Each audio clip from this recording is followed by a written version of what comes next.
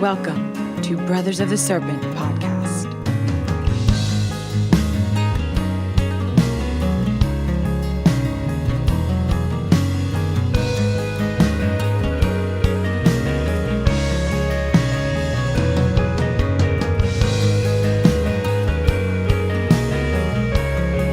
Hello everyone. We hope you brought your coats. Because Tuesday is here, and it is a beautiful cool evening from within the climate-controlled 10 by 10 by 10 tangent cube of science, where we are gearing up to talk about pyramids, gods, devils, nephis, Annunaki, Enki, fucking Enlil, giants, aliens, pyramids, huge rocks, floods, glaciers, pyramids, dreams, spirits, demons, angels, pyramids, and of course, snakes. Welcome back to Snake Bros. That was amazing. That's the voice we've been talking about. The one that goes. He listens to entire books in that voice. That was great. Yeah, thanks their default voice Android voice for that intro. It was beautiful. And we did bring our coats because we knew Tuesday was coming. That's right. I am a banana. I was trying to hide that from Russ so that he could actually laugh for the first time. I heard you play it. I heard the voice, and I thought, oh, he must be trying to record a segment of it so that he could say, "So here's what it sounds like." And I was close. Yeah, that's I was not expecting the intro. I'm like waiting for him to come in, waiting, and then it's just like. That's great. So you can hear how she says the Anunnaki, the Annunaki, The Anunnaki, and fucking Enlil.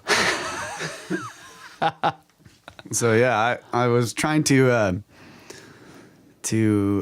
refresh the whole Anunnaki story, and I got this Sitchin book, and honestly, I don't even know what the name of it is. I can't remember. I'm dumb. It's not the. Should have looked at that. I think it's the Lost Book of Enki. Okay, yeah.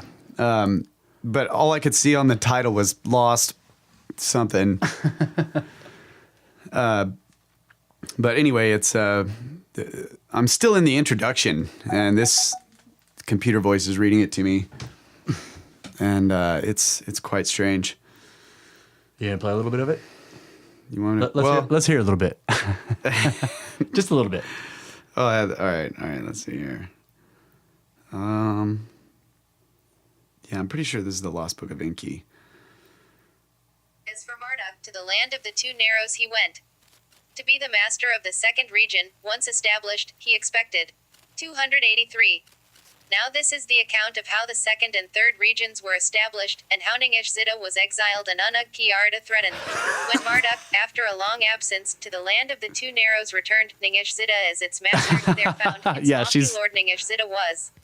She's butchering the names worse than we do. Yeah, so I don't feel so bad. The whole thing is written like Yoda was speaking it. And I'm not sure if this is basically his.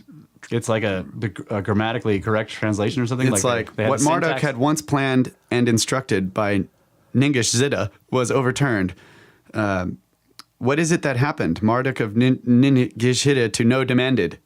Of the destruction of hidden things, Marduk Ningishzida accused. Of making Huron, blah, blah, blah, verb. Yeah, that's blah, blah, blah, blah, blah, verb. That sounds like they're keeping the syntax intact, basically. Right, yeah. That's what I was thinking, too. Like, this must be as directly translated as you could. But I know that, Sitchin's specific translations are in there because they got rocket ships are in there. They got Yoda's syntax from Sumerians? Yeah. That's awesome. But yeah, he has rocket ships, which is a shem or a name. He has the landing platform, which is obviously what he is translated or what he thinks is Baalbek. Yeah, and because they're talking about the cedar forests. Yes, the place of the gods is in the cedar forest. Yeah. Right, must be Baalbek. So I can tell where Sitchin's sort of translations are in this thing, especially when they're talking about getting on the rocket ships and coming over here and all that kind of stuff. It's really interesting. But it's a direct, just like I have the Lost Book of Enki too. I know what you're talking about. It's like the very beginning is the scribe, right? Saying so I've come here to my Lord Enki, and basically starts writing down what the the god is just telling him, he's dictating. Yeah. He's writing down, or no. Down, he writes, listening to the. I don't know how it works. I can't imitate it yet. It's pretty interesting though, man. It got me through the day. It was a fascinating story. I think what is it? Graham Hancock's main criticism of Sitchin is the rocket ship stuff. He's like, he took 1970s space technology and just totally associated it with these ancient Sumerian writings. And it's just, and it's like he was doing this in the 70s and he's just associating the rocket ship technology of that time with it. But, like to me, that seems less weird now that, because of like all the geometry of the universe and things like seem to like coincide strangely. Yeah. It's like maybe the Sitchin was doing it at that time when it was harmonizing with the rocket technology, because I don't know, I mean, like that would not surprise me. I don't know, man. I wouldn't really describe it as the rocket technology of the 70s as Graham Hancock did, because what he's talking about is like these. He actually goes in descriptions of these engines that are using crystals and water and all this weird shit. That's true. Yeah. But so maybe the words rockets. Yeah. Absolutely. Because a rocket doesn't go and then land on something. It's like, And one of the criticisms that Graham had of him was like the trilithon, which are the 3 massive blocks on the wall, this corner wall or whatever at Baalbek. Yeah. He's like, this is a wall, not a platform, and you wouldn't want to try landing a rocket ship here. Right. Well, in this tale, he talks about how after the flood, they came down and they saw that the wall was still standing. Right. That was all of part of the platform. Yeah. That was the original. Right. Right. So he's like, he wasn't saying that this wall is the platform. He was saying that this is the part of it. Yeah. Yeah. Like I would like to talk about Baalbek. That site is fascinating. Yeah, let's do it. Okay, so this is the tangent cube. That is true. Is this a tangent? Cannot determine. Well, it is like one of my favorite ancient sites. So we could talk about that now, or I don't want to derail. No, I don't want to go back over the whole story right now. I still the Anunnaki? The Anunnaki. I still want to get, I want to finish this, maybe listen to it a couple of times. Yeah. Yeah, you're right, because there's a lot of details. There's a lot of details. So I know just enough now to realize how much I didn't know before and how much I still don't know. So I don't think I'll try it yet. Right. We have levels of standards here. Like we tried to only get most of it wrong. Not all of it.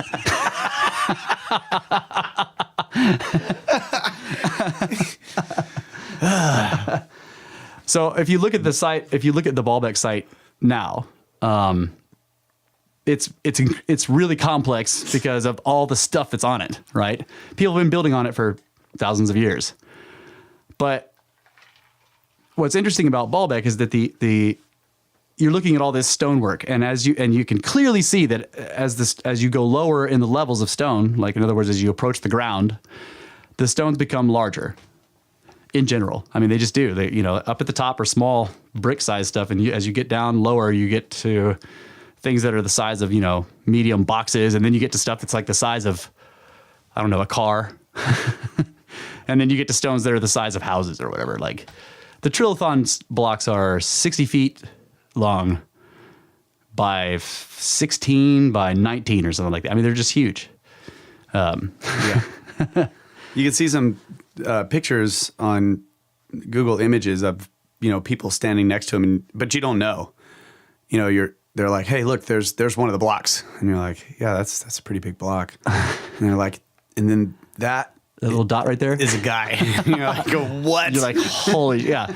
And by the way, like I should mention this, we are now, and from starting with show 10 moving forward, we will always have pictures in the show description. So you can, whatever podcast viewer you're using, or even if you're just going directly to the blog, you should be able to scroll down past the show description, and there will be images, about everything we've talked about. Hopefully, if I can find them. Sometimes we might talk about stuff where I'm just like, yeah, there are no pictures of that, guys. Sorry. Don't have pictures of the 11th dimension. Can't prove it. Picture didn't happen. Yeah. So there will be pictures in the show notes, basically in the description of Baalbek. I've got a big collection of them, so some of those will be in there. That was an official tangent. That was an official tangent about official matters, though. Yeah, that's right. So, And you finished it with Baalbek, so it's cool. Ever detangentizing. yeah, that was actually a brief tangent. If I'd have said briefly, then it probably wouldn't have been. Anyway, so okay, there's one main temple still standing on the site today, and that is the temple of Bacchus, who was the wine god. So that's pretty cool. He's the god of wine. And do they know who built that, or? It's either the Greeks or the Romans. Okay. Bacchus was the Greek name for him. I can't, maybe the Greek name was Dionysius, something like that. Okay. It's Bacchus or Dionysius. Basically, the dude was the god of partying, right? Really. We have the word bacchanalia comes from the name Bacchus, and that basically, like a bacchanalia is a culture-wide massive festival where everybody puts on masks, takes all their clothes off, and goes out in the street and goes crazy. Like those are bacchanalias. Yeah, I'm serious. It's craziness. Once you put a mask on, you can take your clothes off. That's right. And it's cool. As long as they can't see your face. That's right. Everything else is cool. If you want to show your face, put your clothes on. That's right. Yep. If you're gonna go naked, that's put on weird. a mask. It could be even a small mask. Just make it really crazy so that people only see the mask. Yeah. Like So that. I thought also there was the Temple of Jupiter, but I guess it's not complete, right? All that's left of the Temple of Jupiter are 6 columns. That's right. And they're huge. Those are also humongous. So when you look at the columns of Jupiter, and this is hard, like I've developed this picture stream to kind of try to give people the idea of the scale of things. Because if you just show somebody a picture that they're like, okay, that looks cool, but they have no idea that the Temple of Bacchus they're looking at, which is intact except for the roof, that, they're seeing all these pillars and they're seeing the base or whatever. And you have to look really closely to see those little dots down at the bottom of everything. Those are people, So, Yeah. like they're, it's humongous. And this is, and the Temple of Bacchus is small compared to the entire Baalbek site, which is mostly platform. Right.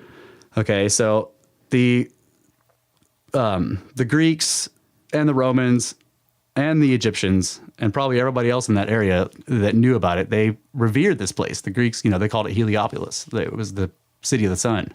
Yeah.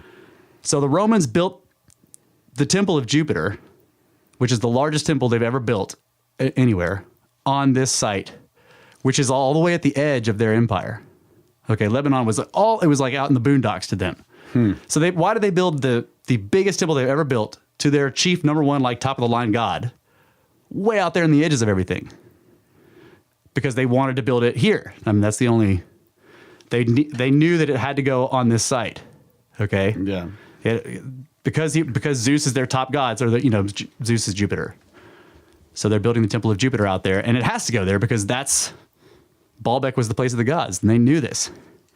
What's interesting though is if you look at if you kind of use Google Earth, and I'll have pictures of this too, as you look at the overhead, you can see where the Temple of Jupiter went, and it's kind of on a, like on a piece of the platform that sticks out, right? So it's Like got a sort of a peninsula. yeah, it's like its own little porch section there or whatever. Yeah. Okay. It doesn't actually fit on it. Like the temple is offset so that there's like on the one side of it, there's a whole bunch of platform left over. Like they couldn't make it go all the way across because they didn't quite have the technology to make the roof reach all the way across that huge space. So, they built the biggest temple they could, but it doesn't fit on that section of the platform, which is one argument that alternative people use to argue against the mainstream people. Like, look, they didn't build everything because Right. So the mainstream belief is Romans built it all. The Romans built the platform as well. Yeah. Yeah. And we're not sure about that. Yeah, I think it's obvious. and there's so many different ways you can look at it. The erosion on the oldest blocks is just so massively different from the stuff that the Romans built that you can be like, look, that was there long before they did any of this other stuff. Yeah. Right? I mean, it's just obvious. Then there's the stone of the pregnant woman, that humongous one that's still in the quarry. Right.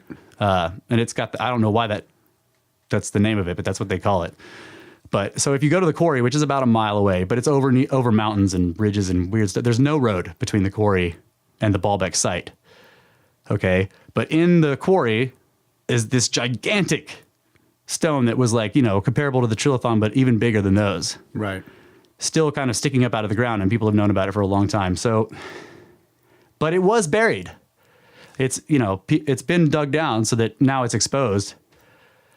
And the mainstream idea is that, well, the Romans like cut this block out and then decided that it was either too big or it had a flaw or something. They didn't take it to the site to use it. And that's just retarded. They would have cut it up into smaller pieces because it was already quarried out and everything. But, so they're just like, well, this block's too big. Just put it down and we'll go cut some more stuff out. So I've also heard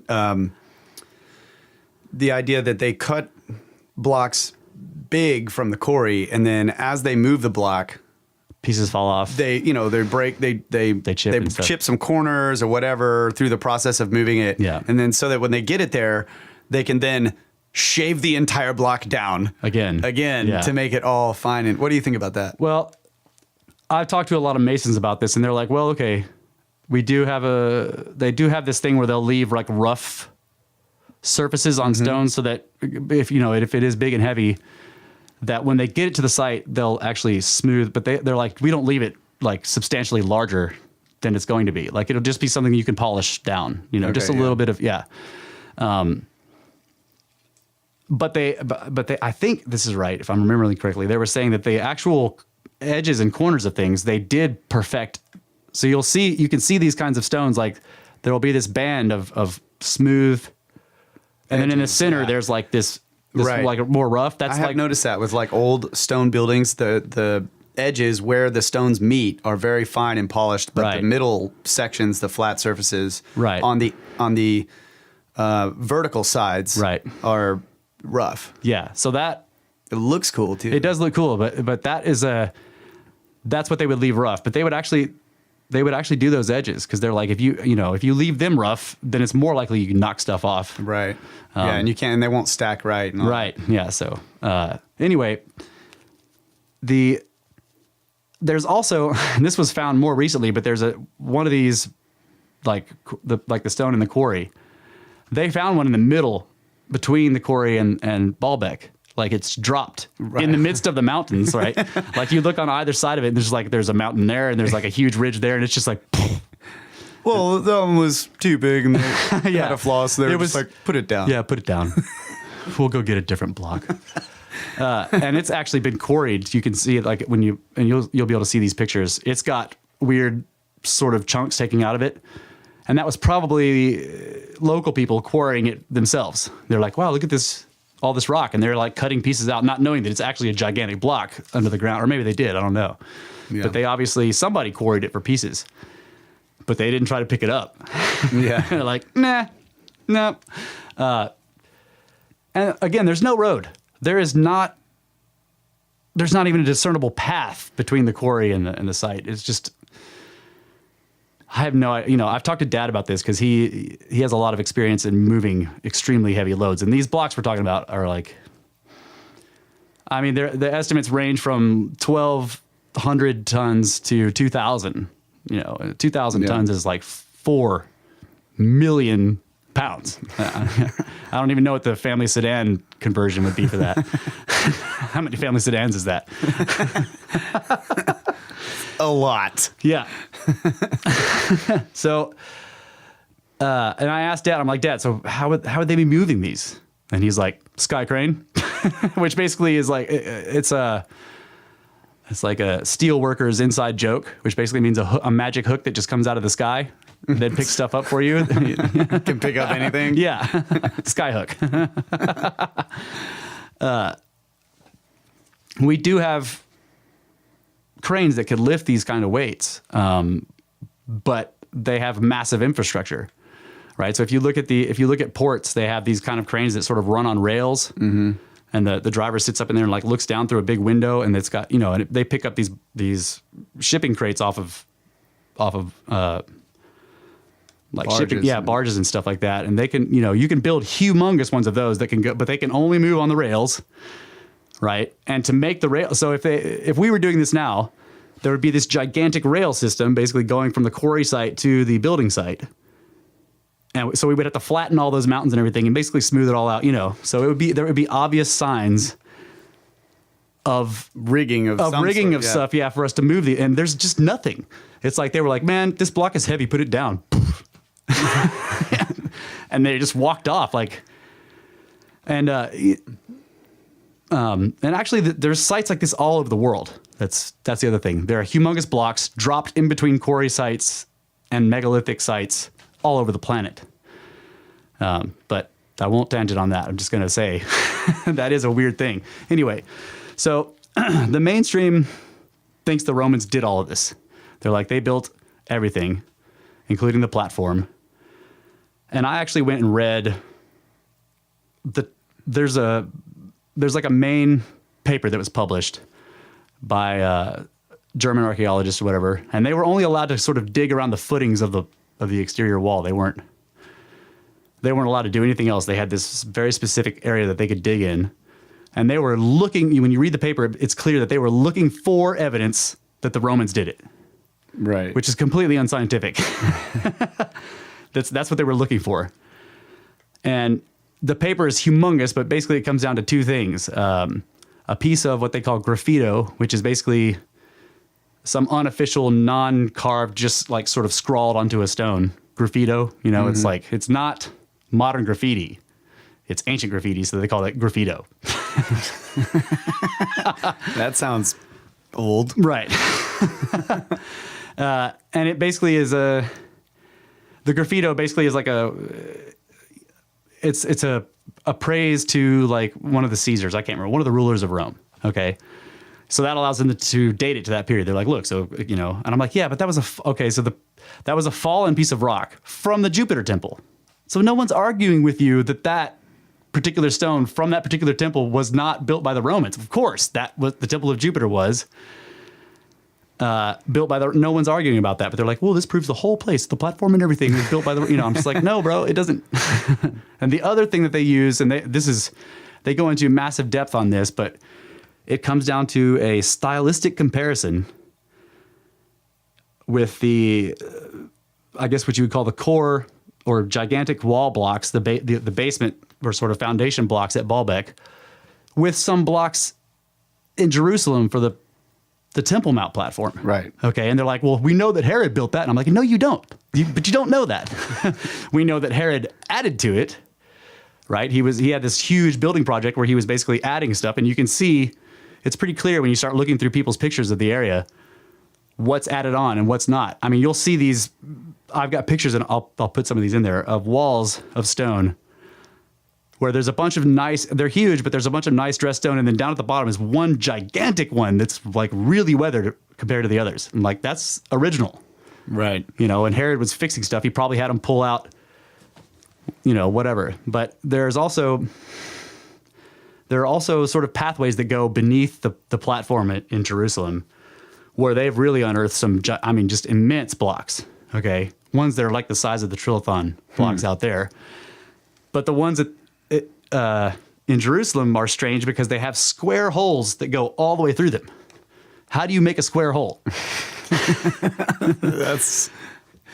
And then some of those square holes sticking out of them are the remnants of what look like 2x4. So they basically, the square is basically the size of a 2x4 if you cut it, you know, the profile of a 2x4.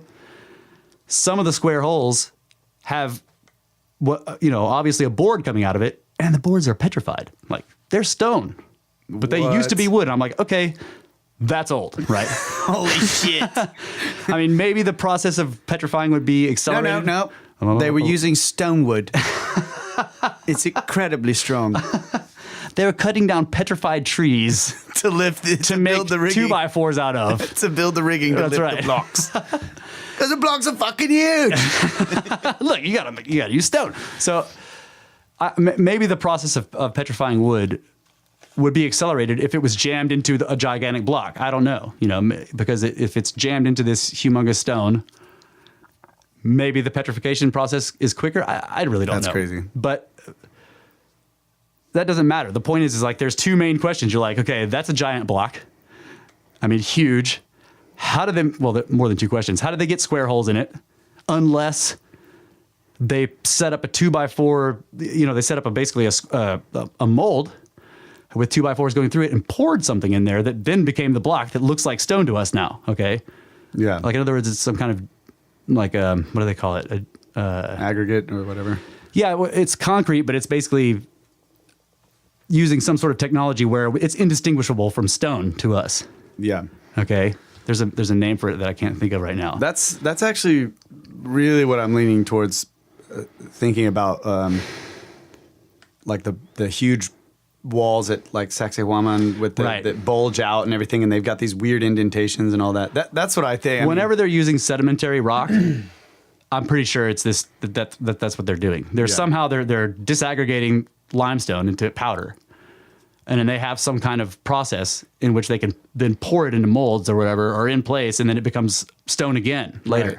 Because they've got... But when they're using granite, nah. Yeah, exactly. But they've got these tests, like I think we talked about this before, where, you know, they've got the limestone, and it's the same as this limestone, but the limestone over here in the quarry has all these fossils in it. Yeah.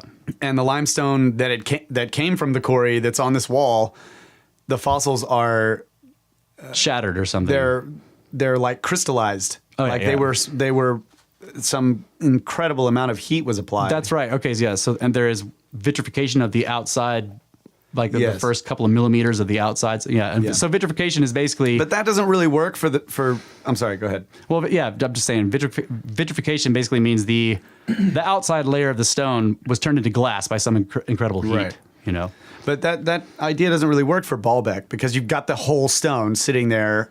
Right. Coming out of the quarry, and then you got the whole stone over there on the side of the mountain, and then you got the 3 whole stones. Right, like up. if you were pouring your stones, like why did you pull this one at the quarry? Just bring us the liquid. They were just testing it, and then they tested the pour again in the middle of the mountain. That one's too big. Leave it there. Shouldn't we like grind it back down? Nope. And actually, recently, I don't know why it's always Germans, but somehow Germans always get the permission out here. Like it was Germans doing Göbekli Tepe, it's Germans at Baalbek, you know, trying to prove the mainstream, and then it's Germans in the Baalbek quarry and they were trying to prove that that stone, the big one that's still there, they're trying to prove, like, because they have been telling people for years that it's still connected. They didn't dig it all the way out because the left side of the stone or whatever, or the bottom part was underground basically. So it was tilted. So it looked like, you know, so since nobody could see that corner, they're like, yeah, it's still attached down there. But nobody actually knew that. Okay. So these Germans got permission to sort of kind of dig around in the quarry, and they dug down around this stone. And instead of finding that it was attached to the rock still, they found out that it was sitting on 2 even bigger blocks that are stacked up. Man, I'm now thinking, like, I wonder if they found anything to carbon date under this, like in the quarry. Oh yeah, I don't know. They probably did, and they were like, throw that away. Yeah, just throw it away. Set it on fire right now. So the other thing that they use as an argument, and you'll probably know about this, the column drum that's in part of the wall of the foundation. Yeah, that's like, this is ridiculous. A column drum is basically like when the Greeks or the Romans were making columns, they actually would make them in pieces and then stack them on top of each other. And they did it really well so that it looks seamless, but they couldn't, you know, like the Egyptians with the obelisks, raise an entire column whole. They had to stack them. Right. So a column drum is basically a piece of one of the columns. It's just a, you know, like it's a slice. Like a cylinder. Yeah, it's a cylinder, a sliced section of the column. And there's one place okay, so Baalbek has been made into makeshift forts for over and over. So when they have wars over there, like some army comes through, like kills everybody in the area, sets fire to everything, and then like uses a lot of the stone at Baalbek to sort of, and they rearrange things into a fort. You know, so that's been done over and over and over. So that's why when you look at the site, it's incredibly confusing because you're like, wait, that's a piece of a temple over, there's pieces of carving things like stuck in wrong place. And you're like, okay, how did that get there? What the fuck? So you have to keep this in mind the whole time you're looking at it. So the column drum is kind of jammed into, is it in the big retaining wall? It's in the wall, yeah. Yeah, okay, so. And it's down near the bottom, so they're like, or the bottom of whatever's exposed. But, so is it the platform for the temple, or is it the big outside wall that has the big gigantic could stones? Be wrong. I think it's the big outside wall. I just remember this in Magicians and Gods. Yeah. Like Graham is arguing with the archaeologist who's like, see, obviously because this column drum, it's the Romans. Yeah, but yeah. So, okay, so you're right. It's probably in the the sort of non-attached exterior wall that has the really humongous stones in Right. it. And so down at the bottom in one area, this column drum that's obviously from a Greek or Roman temple has been jammed in there sideways so that you can see the circular profile of it.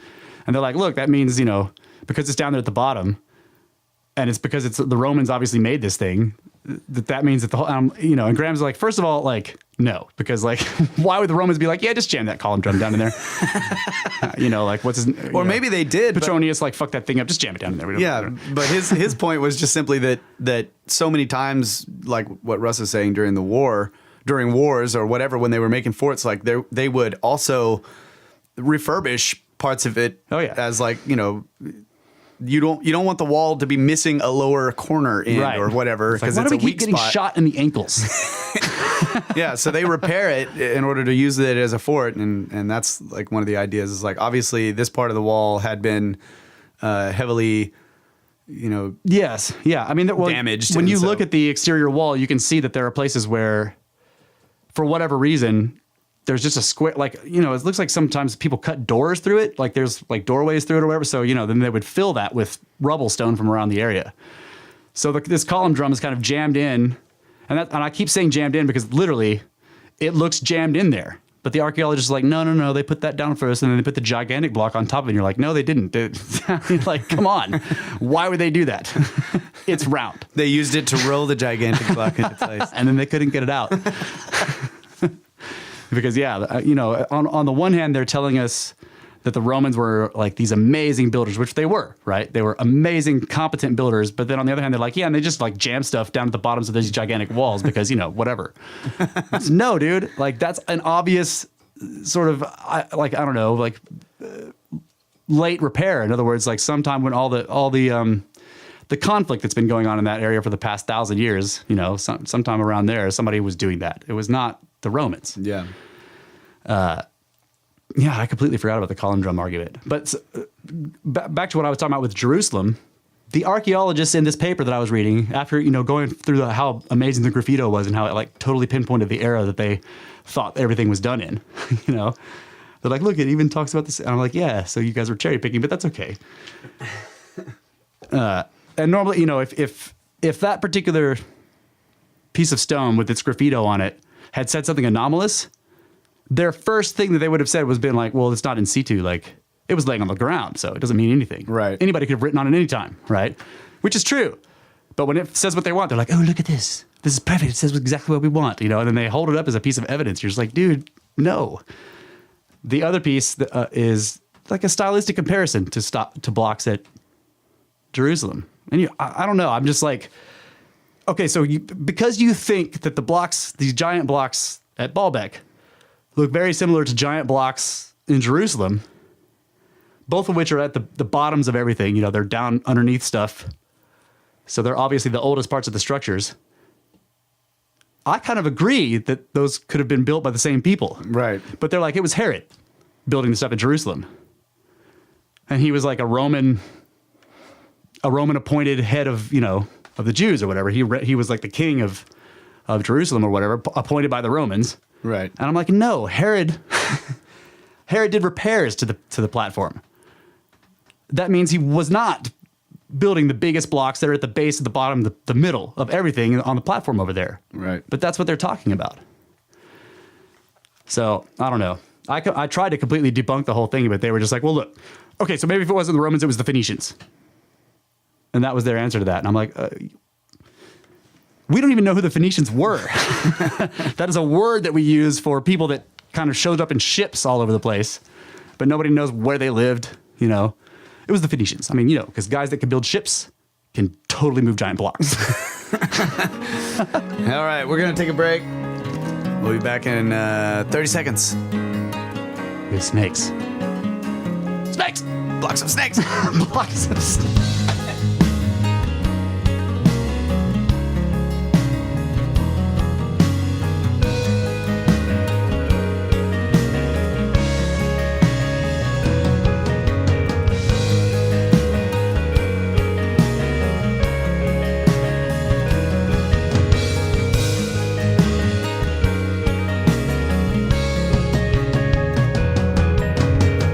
welcome back, ladies and gentlemen, boys and girls, angels, demons, monsters, serpents, scriptards. We are Neffas. We are Brothers of the Serpent, where this is a show where we scriptard the scriptards. Skirp-derp. So we've been talking about Impossiblocks, which is that's what I call these gigantic blocks that are just pretty much impossible. Somebody made them. You can use that argument, like there they are. So like, yeah. Totally can be done. So we did it. Yeah, because they're there. Yeah, I'm just like, they're impossible. Aliens. And they're blocks. Sky hooks. My argument on this is not aliens, by the way. Maybe aliens were involved. Yeah, I know. Could it be that there were aliens involved with these giant blocks? I'm not saying it was aliens, but it was aliens. It was aliens. Yeah. The Annunaki. The Annunaki.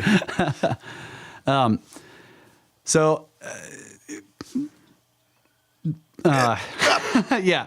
They're impossible. They're impossible. And they're blocks. Impossiblocks. And they all, when you ask archaeologists, like, well, how do they move these blocks? They tell you all kinds of shit. They make up all sorts of stuff, but nobody's ever tried it. Petrified toothpicks and dedication. That's how they carved them. No, I was really thinking about that, though. I would like to have a petrified toothpick. Like, it wouldn't bend at the tip, like right when I really need to get that one piece. Right. The little we could make a whole line of like petrified toothpicks. Dedication. Lasts forever. Dedication.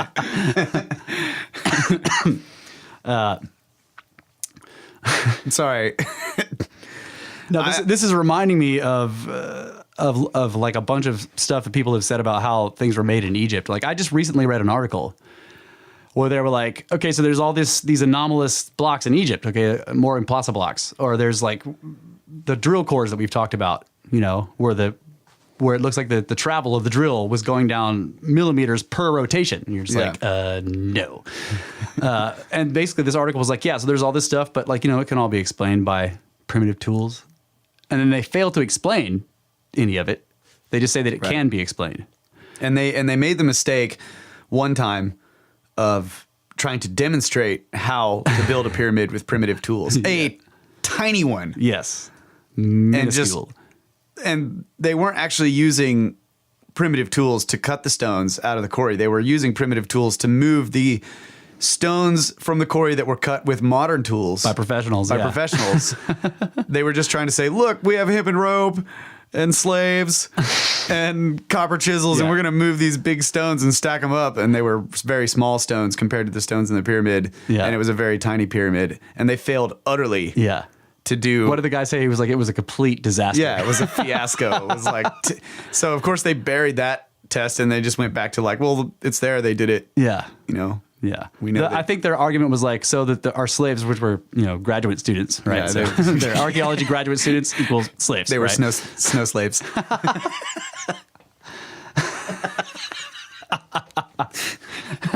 So the guy's argument was like, well, so we totally couldn't build a pyramid, and we totally couldn't do it. We completely failed to do anything we thought we could do. But the graduate students got a lot better at failing to move that block. Basically, is what he's saying. They failed to move it to where they were supposed to do, and failed to like lift it up and stack it. But they got a lot better at failing to do it. Yeah.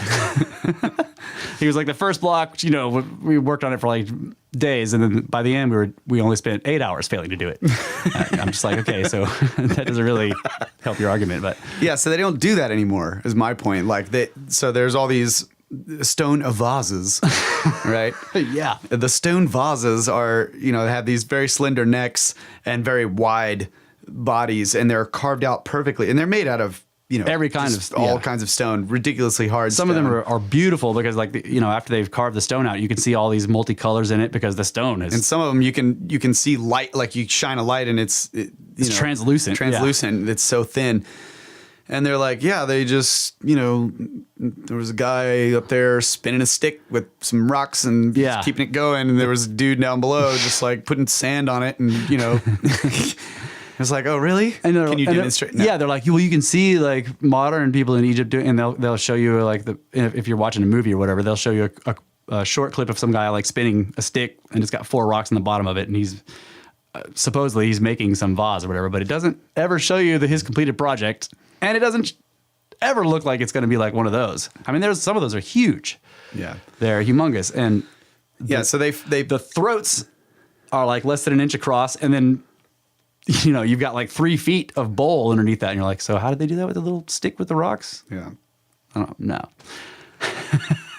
Yeah, so they learn very quickly that since they can't demonstrate how to do it with primitive tools, they won't try. Right. They just tell you. They just treat you like you're stupid for even thinking that it can't be done. Now, okay, so I will say recently, I don't know how recent this was, but they did try to move a moai. Okay, like one of the Easter Island statues. Okay, but it was the same deal. Like they had it professionally made. So it wasn't obviously they wouldn't move one of the actual moai because that's like that would just like break all kinds of snowflake rules, but just destroying people's culture for no reason whatsoever except for science. But anyway, they had one. I think it was made of concrete, right? Because when I was looking at it, it was like a light gray. I'm like, that's a concrete moai, right? And it was small. I mean, I would say 1/3 of the size at least of an actual moai, and it shows them that they've got it on its back, and they're like rolling it across logs, right? And they're like, see, like see. And I'm just like, okay, so I've tried to explain this in many different ways, and I don't know how effective any of them are, but the difficulty of moving heavy loads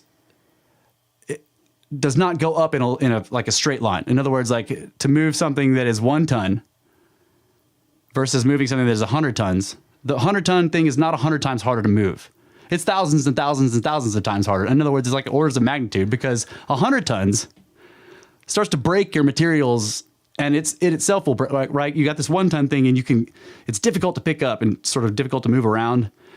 But if you put it on a log, the log will probably be able to roll it. But if it's 100 tons, that log just shatters. It just disintegrates when you put 100 tons. So you have to put a lot more logs on there. But they didn't cut a really long 100-ton block. It was a short 100-ton block that's like massive. And like a 100-ton block made out of the same kind of stone as that 1-ton block. If the slightest thing happens, like say one of those logs does shatter as you're rolling it across, and the block drops a couple of inches, it can crack all the way across. You can, because it's still just as strong as it was when it was 1 ton, but now it's 100 tons, and a drop of a couple of inches of 100 tons is a lot of inertia, and that'll break the whole thing.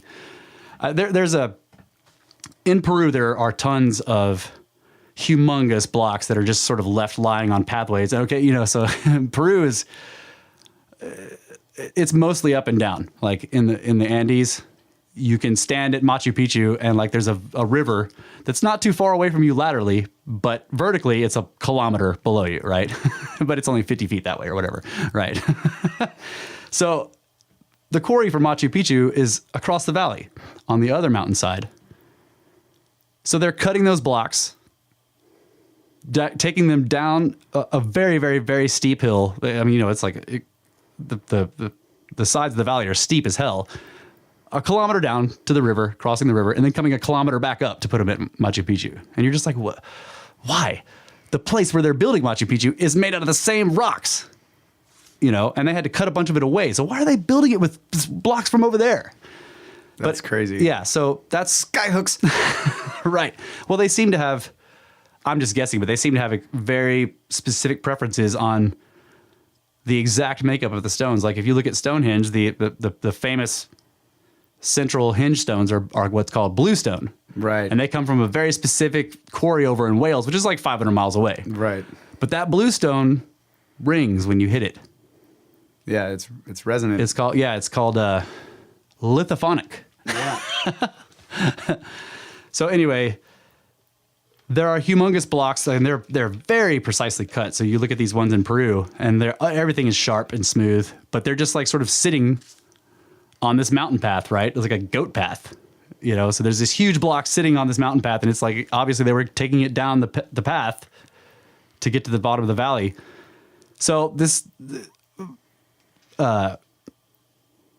One of the kings of I always forget, is it the Aztecs or the Inca that were down there? I always get it. I think it. I I think it's It's got to be the Inca, yeah. Yeah. So this Inca king was like, I can totally do this, right? Like, I will be like our ancestors and we will move one of these blocks and take it to the place where it was supposed to go. They moved it. He had 30,000 dudes, okay? He got 30,000 guys out there. They succeeded in moving it maybe 10 feet. It killed 3,000 or 4,000 of them and they quit. Jeez. Because they they were trying to move it on this very steep or whatever, and they lost control of it briefly, and it killed thousands of them. Oh my God. Okay, and he was like, "All right, we're done." And I think that was a wise move. But the point is that like these guys were dedicated, and they thought, well, no, surely we can at least get it down the hill or something. No, like it is not. There are many things that complicate moving these huge blocks. One of them always is like there wasn't a road, there wasn't a flat place. Yeah. They were in rugged terrain, and they seemed to not really care that there wasn't anywhere to stand when you're trying to move this giant block. Yeah, or that wasn't an issue for them. Right. They didn't. Yeah, they didn't. Whoever the path was like for like the the goats. Yeah, the path was for the goats. Like the path was for the guy with the horn. Yeah. Floating the block over there, just whistling. Right. There's always stories accompanying the building. Like, first of all, they say it was built overnight, right? Stone set. Yeah. It was built overnight. And they'll say that the guy was whistling, or he was Singing it into singing, place, or yeah. Or it floated through the air to the sound of trumpets. Right. Yeah. And there's actually this is a really fascinating story on that subject because it's contemporary, it's a modern story, but it's when Europeans and English people were first sort of getting into Tibet. Okay, they were getting into Asia and kind of like observing these people doing their stuff there. And there's this story, and the guy who tells the story, I can't remember his name at all right now, but he's credible. Like he had a lot of stories that he told from his visits through India and then Tibet and China. And he tells this story of there were all these monks and they were doing repairs on one of their temples. Okay, and he said that there was like a big arc of them standing down at the base of the cliff, and the temple was up at the top of the cliff, which is basically a vertical rock face, and the temple was way up there. And on the ground in front of this arc of like monks was a sort of a depression in the ground that was bowl-shaped in rock. And they had sort of maneuvered a big block into the middle of that bowl shape, and all these monks that were sort of standing facing it in the direction of the rock face had various instruments. They all started to play them, and the freaking block, he said the block just suddenly started shaking and then lifted and floated up to the top of the cliff, where it was then pushed manually by the other monks to get it over to the temple to fix it. Okay, that's that's freaking badass. And he was just like, he's an Englishman. He's like, what the fuck? Like, what just happened? And then, of course, the monks told him that's how this was an ancient thing that they knew how to do because there were sort of records in their temples or whatever that they had read, and they noticed that it talked about one of these bowl-shaped depressions. They're like, hey, there's like one of those right down the cliff right there. And they tried it, and it works, So I don't know. I mean, anti-gravity bowls. Right. Resonance. You whistle at it, and it floats. Duh. And there is, now that I think of it. That's why you're supposed to whistle while you work. It just makes it easier. Yeah, see, the dwarves knew what they were doing. Yeah. Yeah. You just whistle, and the rocks just start flying around by themselves. Yeah. So now that I think of it, there is I think this is in India. There's a temple. India is full of temples. They're everywhere. Okay, there are temples everywhere, and there's one specific one that has a huge. It's not gigantic, but it's a big stone that's sort of in the yard in front of it, right? And the stone is it's not huge, but it's too big for a person to move by themselves. It's maybe too big for 2 or 3 people to move by themselves. But it's famous because supposedly, if you get 11 people, you all go up to it and you just have to touch it. Each person has to touch it with a finger or 2 fingers or whatever. You're not like trying to lift it or whatever, but everybody touches it, and all at the same time they say some specific phrase. I can't remember what it is, but it's some specific phrase, and the stone will just fly up into the air. And of course, everybody then backs away and it drops back down to the ground. Okay. And like that sounds completely ridiculous, but credible people have gone there to confirm it, and that it works. They get, because all the locals know about it. So if some reporter goes there and he's like, hey, I want to kind of try this thing out, and they're like, oh yeah, and they all come over and they do it. And the reporter's like, and it fucking worked. and I have no idea what the hell's going on. So I'm just going to move on to get a different story. Bye.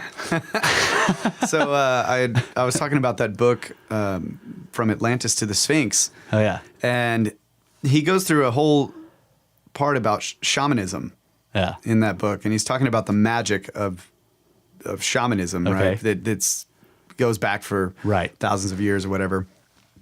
And in there, I only listened to this book once while at work. So, if any of you are at this part right now, if you're actually reading it, just, yeah, you did say you said I have to stop listening to it to do anything important. Yeah. So it's I'm gonna try to get almost all of it wrong, but not all of it. No, just don't get all of it wrong. Yeah. So yeah, he's talking about the magic of shamanism and not so much about that, but magic itself, right? Yeah. And he's talking about this whole thing where people. You have someone lay down, and then each person puts one finger underneath the person. Light you as got like stiff as 4 a people. board. Yeah. Light as feather, stiff as a board, or whatever. I've tried that, and it does work. It's weird. Right. And in this particular thing, he's talking about 4 people doing it to a grown man, including like the guy's daughter, who's like, is 12 years old or whatever. Yeah. And it working. And, no one knows how. But he was connecting it to, consciousness. Right. And how people focusing on something, this idea, a single idea, and putting action to it or whatever. Yeah. But he got there. He got to this particular thing, lifting a person with one finger, 4 people lifting a person each with one finger, by talking about shamanism and how the shaman would lead the tribe in their way of thinking about stuff. Yes. Okay. So the shaman, in preparation to go on a hunt or whatever, would, go out in the woods and he'd pick some mushrooms or whatever, some entheogen. Yeah. And bring it back, and everybody, what the fuck is an entheogen? Like it's a hallucinogen. I just don't think they're hallucinations. Okay. I like entheogen. Okay, better. I like that. All right, cool. But I was like, that thing. Wait. What? What the fuck are you talking about? Yeah, so he would pick some mushrooms, some magic mushrooms or something to that effect, some hallucinogen, a cactus, whatever. And he would give every person in the tribe some of it. They would all sit down and do this sort of ceremony around the fire at night or whatever. And he would guide their visions. Yeah. And bring in like all these animals, a parade of animals. And then, everybody would see all the same stuff, and he would be guiding it in and out. The next thing come the serpents, and then the lion, and then all the deer and all this stuff. And then he would go do these weird rituals out in the woods where they bury, a boar's head that from their last hunt or whatever in this specific way at this place, facing a specific direction with some herbs and some whatever, just typical like nonsense seeming, this is a spell, of course. Right. So get some magic eel's eyes out of I have nuked. Whatever. Tongue of Toad. Exactly. So he would do this thing in the woods and then bless it and do all this stuff. And then they would do the hunt the next morning, and just all this game would come in, and they would just have this massive, feast afterwards. They would have, but in the events where the shaman didn't do this stuff, their hunts would not go nearly as well. Yeah. They would be difficult. There would be problems. They wouldn't get them. So he's talking about, like, even if you distrust the whole idea of magic and all this kind of stuff, look at shamanism, because these tribes had no reason to keep shamans around and fed and given all of their sustenance and everything, because they didn't hunt, they didn't do anything. Their job was to be weird. Right. If whatever they did not work, why did it last for thousands of years? Right. And why do tribes still have them today? Right. It isn't like the gigantic priest hierarchies, that these huge institutions that we have that last by themselves, even if no one wants them. Right. Right. Like, it's one guy who's like very strange. You could easily just like, dude, get the fuck out of here. Right. But still, I mean, even looking at modern day religions, like there are millions and millions of people that follow these faiths. Yeah, I'm just saying that like the faiths have lasting abilities in and of themselves. Like they've got because they're institutions. Whereas you've got like one weird guy, old dude, or whatever, in a tribe. Like he doesn't have an institution behind it. Yeah. Tribes are not. They don't have institutions. Yeah. He They're not is the institutionalized. institution. So and like he's just got his hut, and they could just be like, yeah, get out of here, you know? Right. Or I mean, it's just the idea that if say backing up to when the first shaman shows up on the scene and starts doing some things, if they didn't work, Yeah. there would never have been the second Right. shaman. But obviously something was going on where they were like, that works. Yeah. And so eventually they give the shaman a new pupil when the shaman's getting old. Right, he and chooses it, yeah. Or he chooses one. he watches the village and he picks the weird guy. Like, Yeah. So there's something about that, and I just think that's cool. Like the idea that we can, come together, and you see this even in modern religions where people coming together thinking about the same thing in terms of prayer or whatever. Yeah. Right? Does that make something happen? Well, we actually, like, and I'm talking about you and I, we have been doing this in one specific way for years. I consider it to be an ongoing experiment, and it has never failed. You know what I'm talking about with the hiccups? oh yeah. Okay, so like, and you guys should try this because it completely works. Like every freaking time somebody gets the hiccups, there's always somebody in the crowd or whatever that's like, oh, I got a way to stop it, and they'll have something like drink whatever and then say this 5 times or whatever. So Kyle and I Kyle had this original idea and I heard him say it and I was like, that's brilliant. And I've been doing it every time somebody gets the hiccups, I'm like, I got a perfect thing to stop. And I act like I've got some old folk remedy, but then I just make up like 3 steps. Yeah. I just completely make them up out of the air and they have to be weird. And not like nonsensical, random, and not connected. And it fucking works every time. Like even if they don't do the steps, they're just thinking about it. Like what the hell? And they stop having hiccups. Okay. Yeah. Like I just recently did it to one of my friends. He was like, "Man, I got the hiccups." I was like, "I got the perfect thing." And I can't remember what I told him to do, but I said stuff that doesn't even make sense. I was like, "Count your toes backwards, right?" and do it. And so one-legged he's like, jumping jack he's like 3 thinking times. about counting his toes backwards and like all this shit and like the whole time. And I said the 3 steps and I waited. He didn't do any counting or anything as I said, but he never hiccuped again, right? I'm serious. This works, okay? So this is like shaman magic, okay? It takes a little bit of creativity. You understand the goal, like their goal is like we want to catch a bunch of shit, right? So it takes a little bit of creativity and you just make the ritual up. The point of the ritual is to get everybody thinking that this is gonna fucking work. Like this is so weird, it's gotta work, right? And then it does. It's badass. So Hell like yeah. one of the things that modern science has a problem with these ancient healers, okay? So ancient healers like this too, like, and I've looked into this a lot. There are people, there's one that's down in South America that people call Jon OfGod, like Jon OfGod, okay? OfGod. That's a great last name. Right, Jon OfGod. It's not his real name. It's just that's what people call him. But We have a lamb whose name is OfGod. that's right, Lamb of God. So I think 2 or maybe 3 days out of the week, this guy Jon OfGod will go out in front of his place, and he has a sort of a mountain respite, the place where he stays or whatever, and like he goes out and just sits in front of this, and there will be this humongous line of people already lined up, and they just all they do is file past him. They just walk very slowly past him, and people are crippled. They're like in the last stages of cancer or whatever, and he sits there, and like every once in a while he'll pick somebody out of the crowd. He'll just say like, "You come over here," and then he'll do something really weird to them, and it freaking heals them. No matter what they've got. And sometimes he like does actual operations, like where he starts doing cutting and he's using like he isn't cleaning the tools or whatever, Other times he does like what they call spirit operations, where he's not actually doing things, but he's making motions over the person's body like he is cutting or whatever, opening things and stuff. And dude, the thing is like no matter what he's doing, it freaking works. Like he crazy. excises tumors. He has like completely healed people of cancer. And of course, what he says is that he's not doing any of it, right? He says he's the, I can't remember the word he uses, but basically he's the catalyst. Facilitator. Yeah, he's the catalyst. And people believe, and I think Jesus says this at one point, by your faith you are healed, right? Right. Like because you believed that it would work. It did. Yeah. I mean, there's one story in the Bible where he's kind of walking through a crowd.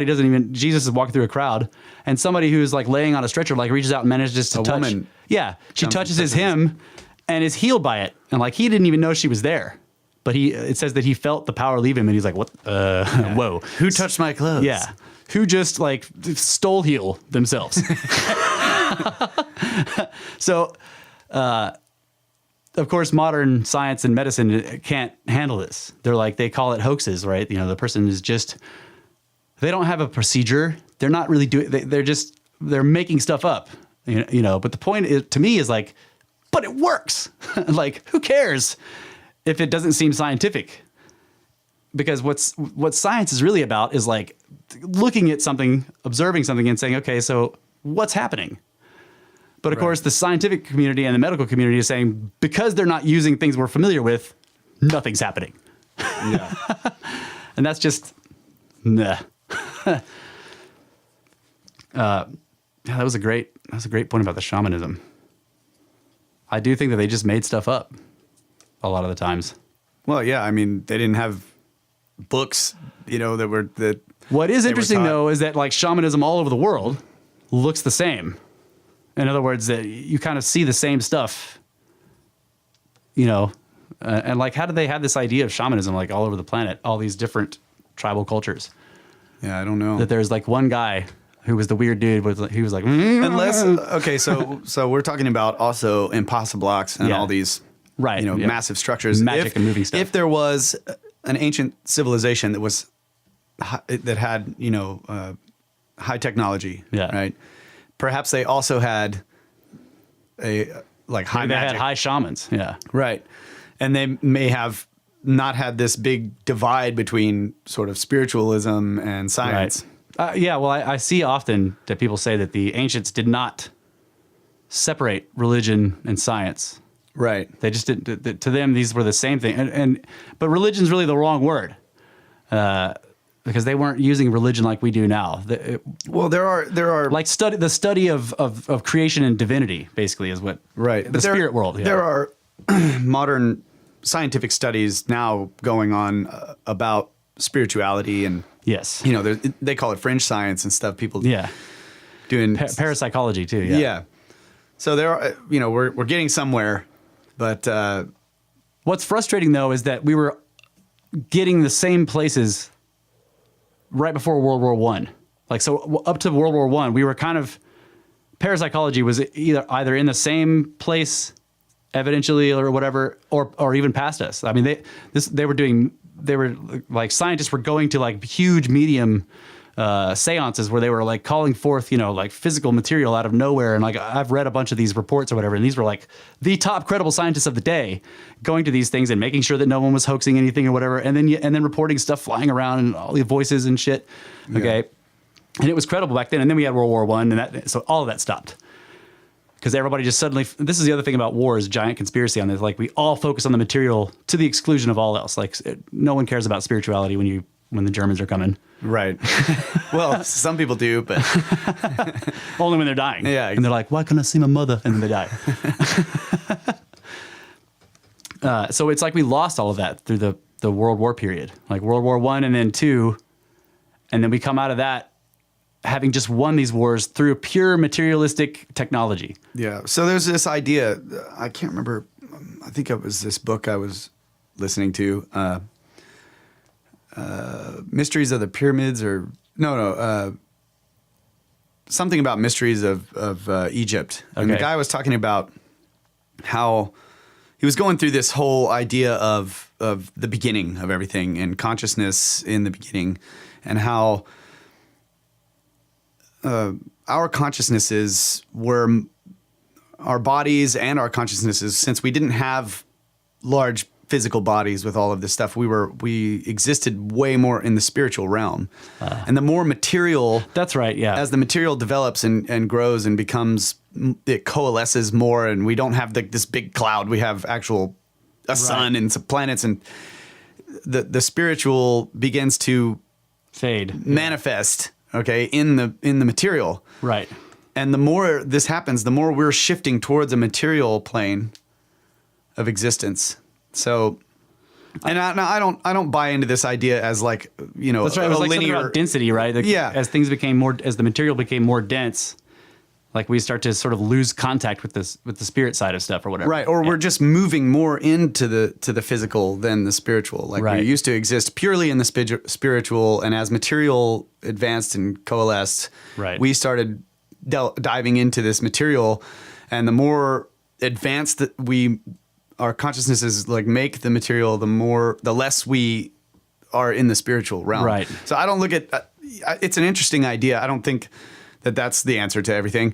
I just thought it makes sense even throughout my life. For example, when I was young, I think I was a lot more spiritually aware. Yeah. And the older I get, the more difficult the task is to Remain spiritually spiritually aware. And sometimes I'll go through like these, low points where I am not feeling spiritually aware zero, at all. Yeah.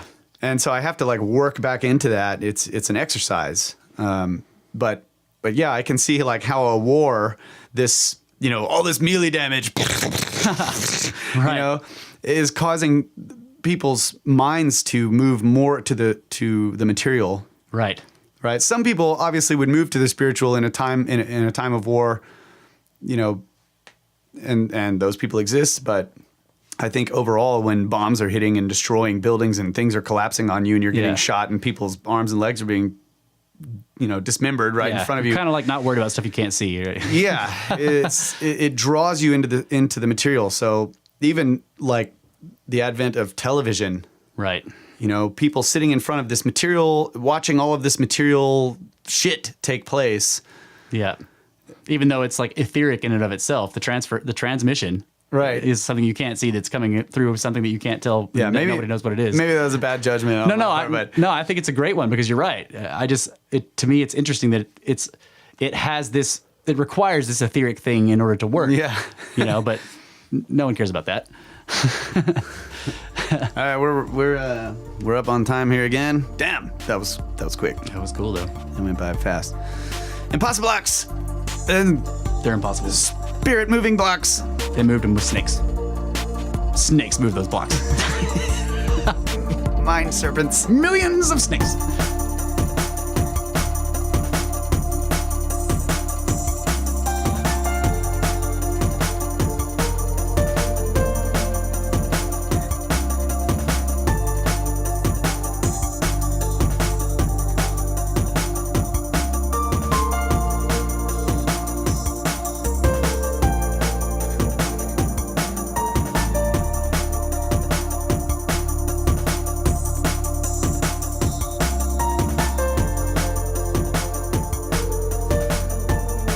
All right, ladies and gentlemen, welcome back.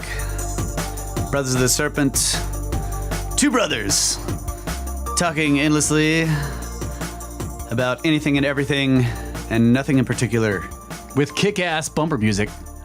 By the way. Yeah. All the music is made by me. No, it's Kyle's.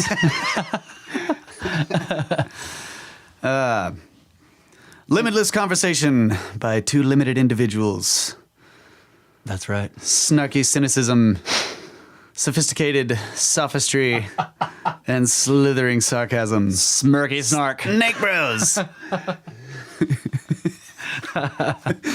So we were talking about at the end of the last segment the idea of the possibility that we can live or exist more in the physical or more in the spiritual through time based on occurrences and things that happen. Like one of the things I was thinking of was the Great Awakening. And then there's a couple of these, like in Right, yeah, the Renaissance. recent, in American revivals. history, where just like everybody suddenly gets incredibly spiritually active, Right. and begins doing things like the revivals, for example. Yeah.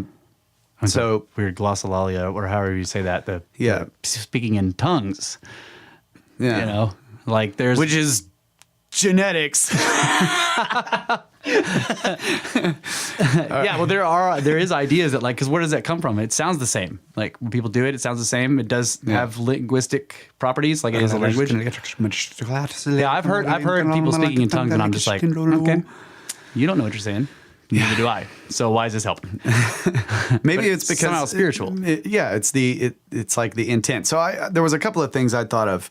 It's the thought that counts.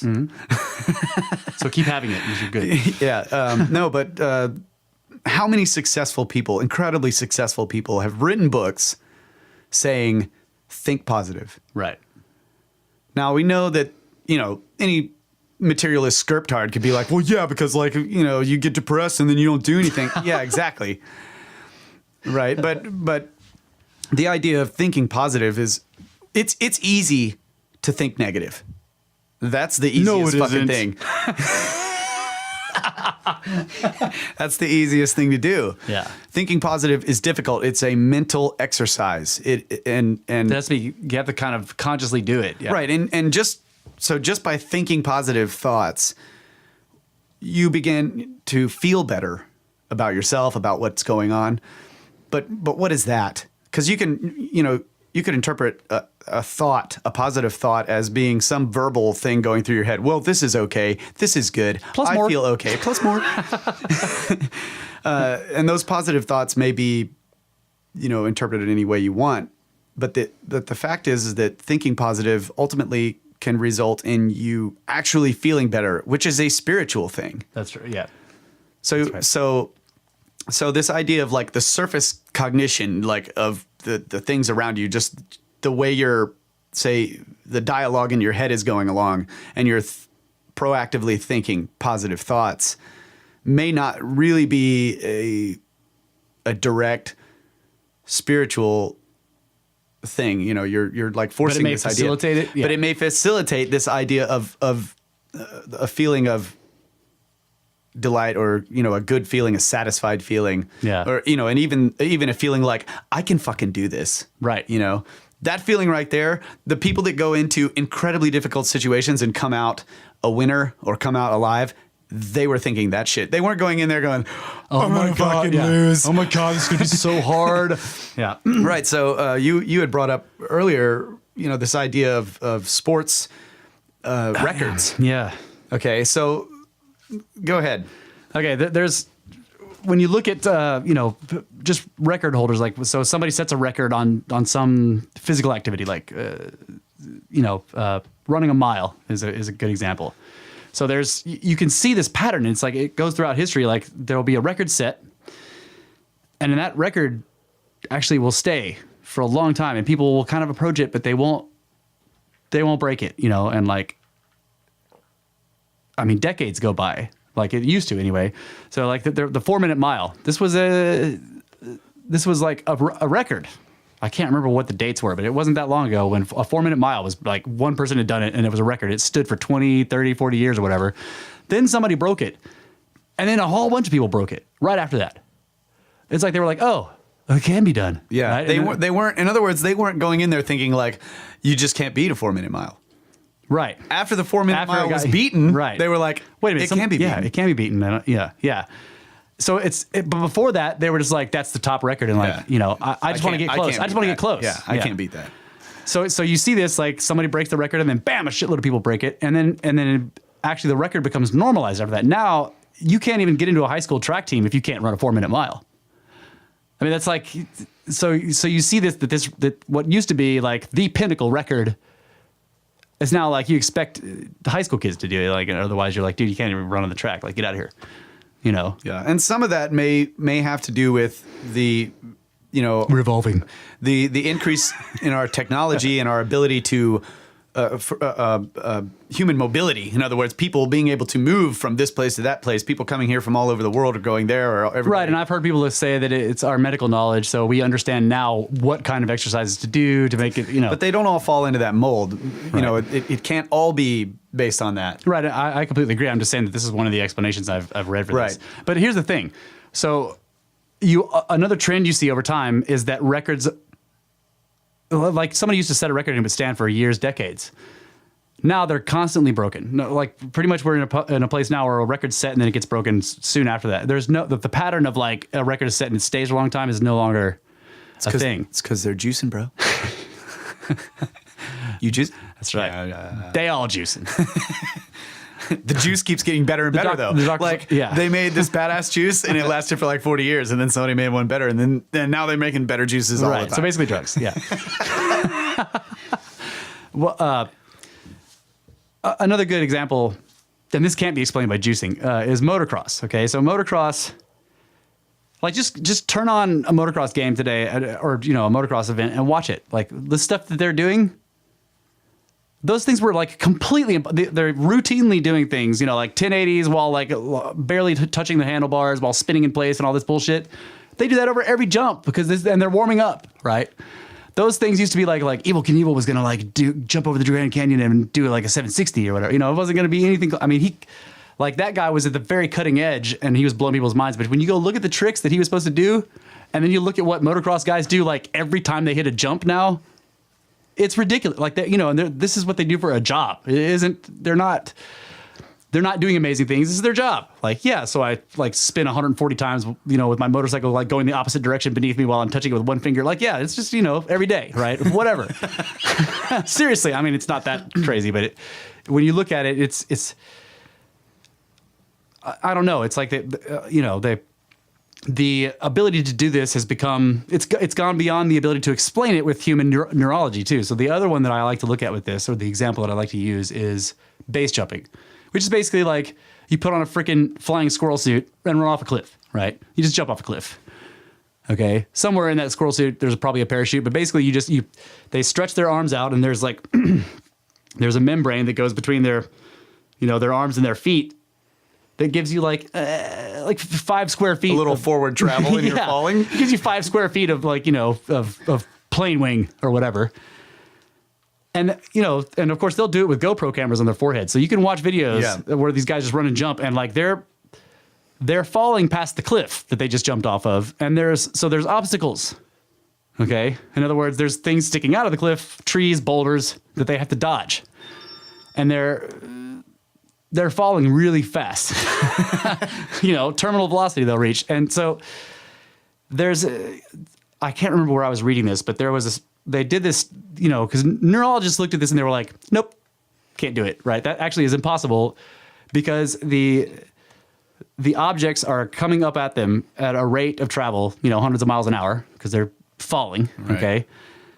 To where by the time the person notices the object, and the amount of time from when they notice it to where it's in a place where they've got to do something about it, because you have lag times in what you can do with your freaking squirrel wings to move past it. So you can see how much time that is, and it's like tiny fractions of a second, which is not enough time for the eyes to pick up the signal of the light from this thing, send that to the brain to interpret it into an image, then a decision to be made, and then those signals to be sent down to the appropriate limbs for them to start turning. There's not enough time for that to happen. And yet it's flawless. They're dodging shit or whatever. So when they go to interview these guys to ask them, you're totally doing something impossible, like what's happening? And they're like, yeah, I know. Like when I first jump off, I'm like, fuck! And then everything calms down. I'm serious, is what they say. They're like, when I first jump off, it's like, oh fuck, I'm gonna die. And then they say that everything becomes very calm, and there's this voice. It's like, okay, just turn your wrist a little bit to the left now, and then everything's gonna be fine. Turn your head a little bit to the right, and and like they just follow it. They call it being in the zone. Like the zone is like the best athletes know about this. You get into the zone, and they're just everything becomes easy and perfect, right? And that's when they play their best. These guys are in. This is why they jump off the cliffs. Because it induces it. Because you're like, I'm gonna die. This is going to kill me, and then it doesn't because this happens. So that brings up to my mind the idea of quote unquote superhuman strength. Right. Higher. There's like the higher self idea, right? That really we're spiritual beings, and I always think of it in terms of like there's a big glowing ball that's you, and it's able to kind of jam a small glowing ball into this physical thing. But most of it's still not in there because it can't fit. So that's kind of like, kind of watching what you're doing or whatever. But the little glowing ball that's you in the physical thing it's too small and dumb to be aware of the big glowing ball, really. So the big glowing ball is back there like kind of trying to help you out, but you're always forgetting what it is, Yeah. So when you get into these situations, I mean, this probably causes the third man effect, which I don't know if we've talked about that on the show, but it's basically that people get into life-threatening situations and this has happened over and over and over throughout history. Like the most famous one is with Shackleton, who was like, he was the guy that kept trying to get to the North Pole on a wooden ship, right? Like he's daft, but he's like keeps sailing a wooden ship trying to get to the North Pole, and then the ship would get ice locked, where basically the ice would freeze and surround it, start crushing the boat. And then he's like, okay, so we need to now get out of the boat and walk back to the nearest station or whatever. So him and his first mate, when this first happens, they get out of the boat and they go and they walk across hundreds of miles of Arctic ice, which should have killed them because there's big fissures that they should have fallen in, but they didn't. And when you read their journals, they both thought that there was another person with them that was helping them out, that kept encouraging them to wake up because they would fall asleep and then making them think positive thoughts. Right. So that's why it's called the third man effect. Right. Like there's something else there that keeps you going, that gives you the right decisions. There's a little voice in your head that's like, just turn your wrist to the right, everything's gonna be fine. Yeah. I'm not sure if that's connected to the sports things being broken. Specifically, like the zone, the higher self, the third man, and then like the fact that sports records keep getting broken, but it does seem to be connected in some way. Like I see the connection there, but in terms of like these sports events, there may not be a third man, but the third man's there, but he doesn't have to step all the way in because you're not about to die, right? Yeah. So, but in extreme sports, and it's not just base jumping, the third man always is there because he's the voice when they go into the zone that's telling them what to do. They may not be seeing him physically or whatever. Like in some cases, the third man effect happens because there's like an extreme feeling of loneliness or, it's over, or, whatever, you're by yourself and whatever. And then someone comes and helps you out of it. Yeah. The most extreme version of that, I think, was the Everest guy that was caught. Him and his group were caught they were climbing Everest. They were caught in a landslide. It broke both of his legs and like crushed his ribs, and it killed everybody else in his party. So he's like out there, he gets out of the snow, but he can't walk. He's bleeding, all this, whatever. And then some woman comes up and says, no, you got to get up. You got to go. And he's like, oh my God. I'm like, dude, I can't make it. Well, he freaking like thumb crawl, like nose crawls basically. He can't use anything but his fingers and shit. But he goes like many tens of miles through the snow, dragging himself to safety. And when people ask him like, how did you, and he was like, well, it wasn't me. It was that woman that was, where's she at? Where's she? And they're like, there's no woman, bro. There's like a trail of blood and fucked up shit all the way up there. It was just you. So yeah, the whatever the third man is, whether it's a higher self or not. I mean, this probably is the idea of guardian angel. So you see this throughout history. So yeah, that's the third man effect kind of reminded me of the footprints thing, right? Which is, what the fuck, third man? Like right when I needed you were gone. He's like, bro, I was carrying you. Okay, get out. Yeah. Exactly. But going back to the breaking the sports records, like, that's more like the material stuff, right? That connects to that idea. Well, that's what I'm saying. Like there are these material things that we're having to deal with all the time, right? Yeah. There's this difficult thing. Like doing a 1080 while you're spinning it back. Yeah. And you can only this person does the most hardcore one, and it's like, man, that's the best ever, and it goes on for a while. There's always like this long period, and then, well, not always, but not anymore. But they're used to it. Yeah. But then somebody breaks it, and then everybody starts breaking it. Yeah. And then eventually somebody they keep setting it, and then someone sets this really high one, and there's a period where people are like, wow, that one's like it. way up there. Yeah. And then boom, they break it again, and everybody starts breaking it, and then it becomes normal. Right. So, let's go back to Impossiblocks. Like, what if this does connect to that. What if we started this thing where it's like, all right, we're gonna move this center block. Okay. And then we keep moving bigger and bigger blocks with 5 people. Okay.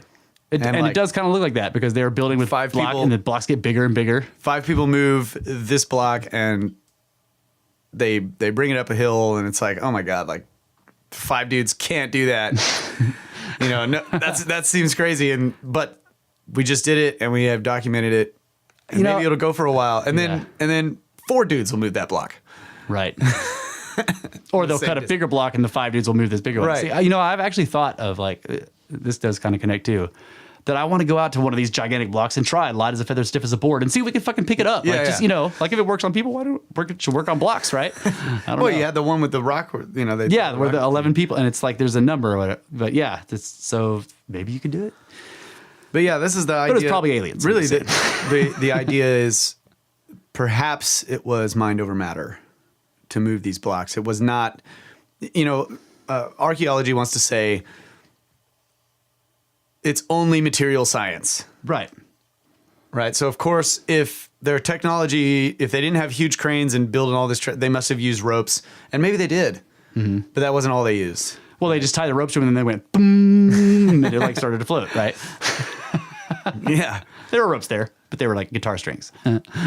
Yeah. But okay. So this whole idea in shamanism of the entire tribe thinking, being directed, their right. thought being directed by the shaman. Yes. About the hunting, right? That's part of it. Like the shaman doesn't actually do it by himself. The tribe has to participate. To participate and trust him, right? They all got to have mustard seeds, yeah. Yeah. And then he leads them in this thing, and so all of their minds are focused on this one idea, and then they go out and execute it, and it's freaking flawless. Right, and of course the shaman actually will say that he didn't come up with this ritual either, that it was given to him by the agent of the plant that they're taking, or right. by the gods in the spirit realm, or whatever.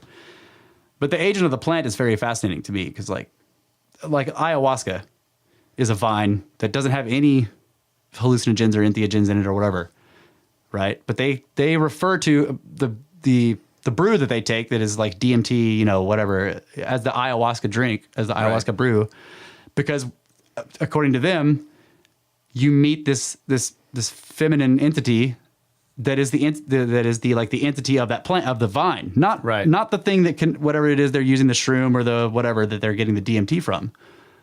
They don't talk to that. They don't name that one. It's the ayahuasca vine. And so that fascinates me too. Like, why is she is the facilitator, right? The ayahuasca vine is why the drink works, because you can't orally take DMT, but the ayahuasca vine has chemical in it that makes that possible.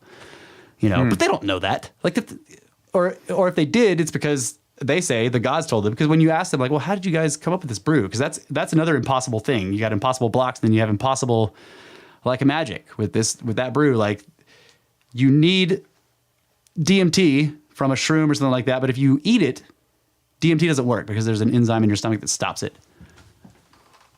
But the ayahuasca vine has a like an enzyme inhibitor that stops that enzyme from working. So if you drank brew made from the ayahuasca vine or the shroom, or you ate either one of them, nothing would happen. Right? So there's no idea. You don't get an idea with this shroom. Like, man, if I mixed it with this vine, it'd be better, because like it just tastes like shit and doesn't do anything. And same thing with a vine. You make a tea out of that or whatever. It doesn't do anything and it tastes like shit. But if you mix them together, it really tastes like shit, but then you trip, right? I mean, people that drink it say it's the most power of positive thinking. Right. Positively, oh my God. And then by the way, after drinking it, you spew liquid from every orifice because it's a purgative, like a massive purgative. Keep thinking positive. This is great. Yeah. Like, seriously. I mean, you like puke and diarrhea, and then finally you're like completely hollowed out, and you meet Mother Ayahuasca, and you're like, hi, thanks. And she's like, this is a wonderful spiritual experience. You're like, no, it was totally material. I gotta try that. I'm sitting in a pile of shit and puke. Yeah. Power of positive thinking. Right. I'm gonna try that. Yeah. That sounds great. That sounds amazing. And and it actually does. Like, despite the people describing the taste as being the most vile thing they've ever tasted, and the purgative process, which lasts like an hour, being horrible, I'm still like, man, I got to go down there and do this, right? But back to the question of like, how do they figure out to mix it when people have asked the shamans or whatever, they're like, well, the plants told us. The plants told us, Yeah, right. Shaman. Your magic is fake. Shut up, shaman. You were just trying to find something nasty to make, and it happened to make you trip. Yeah, no, I don't think so. So the idea that we're interacting with some kind of like very, very complex, like, populated spiritual realm, you know, Right. that it isn't just our glowing balls in there. It's like, there's all these entities. Yes. So this brings up another thing that I'm currently really fascinated by, and I keep getting a glimpse of this idea, but I'm gonna try to explain it. So the ancients talked about the planets in terms of gods, right? They looked at the planets as these gods, like, you know, Jupiter, That they had personalities. Mars, Yes, yeah. right, all this stuff, and Neptune, right, and they, you know, they personified them. They gave them human Agency, yeah. right. So there's one idea that, like, well, maybe they were just trying to explain astronomy in a way that kids will learn it and repeat it, and, you know, make it easier to remember, and they're brilliant kindergarten A is teachers. for axiom, your home sweet home. B is for by and large, your very best friend. Yeah. The idea that I like is that they actually looked at these planets, including Earth, as beings. Yeah. They have spirits, right? They may not build tools, except we're here. But anyway, We're obviously tools. I know what you meant. they build snakes. Yeah. God damn it, Gaia. Stop building fucking tools all the time. But seriously, like, that idea is kick-ass to me. Like, I like to think of, you know, not only Mother Earth is like blah blah blah, and we gotta take care of her. No, She done killing everybody. Everybody dying up in here. but the whole idea that the planet, its course, its relationship with the sun, its relationship with its moons, And the other planets. Yeah. any planet, you know, whatever. We only Sorry. have one moon, but yeah, that they are beings. Yeah. And the solar system is a being, and the galaxy is a being, and the universe is a being. Like, all of these things are different levels of spirits, basically, spiritual activity. So when the ancients were talking about becoming a star, like, they meant that literally. Like, Right. that those stars are actually beings. Yeah. That's just a cool thought. Dude, it's amazing. Yeah. I mean, look at the sun. Just go outside. Look at the sun. Look at Yeah. the sun. Yeah. It's He's trying to kill you right now. you know, this materialist idea that well, you have to have this really complex electrical thing like the human brain in order to have intelligence. Well, fucking sun must be a genius then. Yeah, because it's incredibly complex electromagnetically. Electrical shit. Yeah.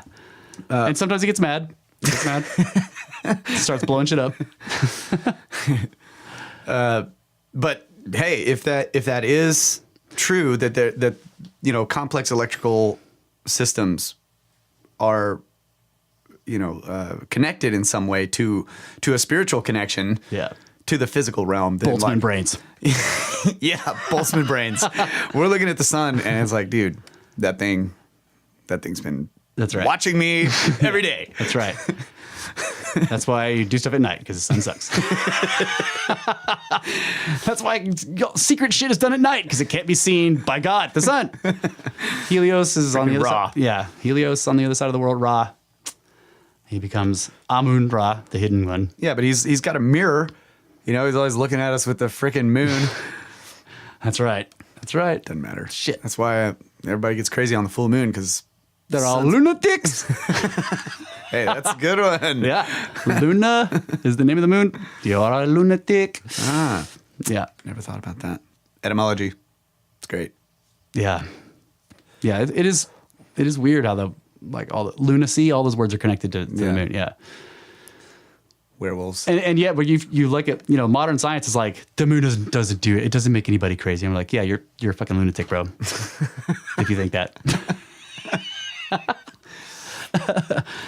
I just think that whole idea is cool, that, you know, this is how shamanism, or these, you know, trackers, like in these Native American tribes, will like go around, and then they're doing more than just like, let me just in the movies, it's like, oh, I can feel the footprint on this leaf, the depression like, in the ground. Look at this tiny broken branch. Yeah, no, there's more going on there. no, yeah, you're absolutely right about that. So another thing that makes me think of is like when you're hunting in the morning and the sun's rising, you get into say a deer blind or whatever, and it's still dark, and as the sun starts rising up, the birds all start making noises, and you can hear them all through the forest and all this kind of stuff. And like, I started thinking about that, and they're never seen again, basically. yeah, but if you were able to analyze the sounds of all these animals that they're making throughout the forest, and when they shut up or when they move or whatever, right? If you could distinguish those things, which technically you could, if we we notice big trends, like when everything gets quiet, you're like, fuck, like it's because it's probably not if you're trying to be quiet and suddenly everything shuts up, that there's something out there that scared everything, right? But that right there is a signal that there's communication going on everywhere out there. Yeah. Like that's what they're doing. They're all singing around. Oh yeah, just the birds, or at least they're mindlessly over there twerping. Or at least they're listening to each other, right? Right. Because like if everybody else shuts up, you're not going to be the guy going out there and going beep beep boop boop boop beep boop boop. Right? Yeah, that one's when you hear beep beep boop boop. Yeah. He did. Yeah.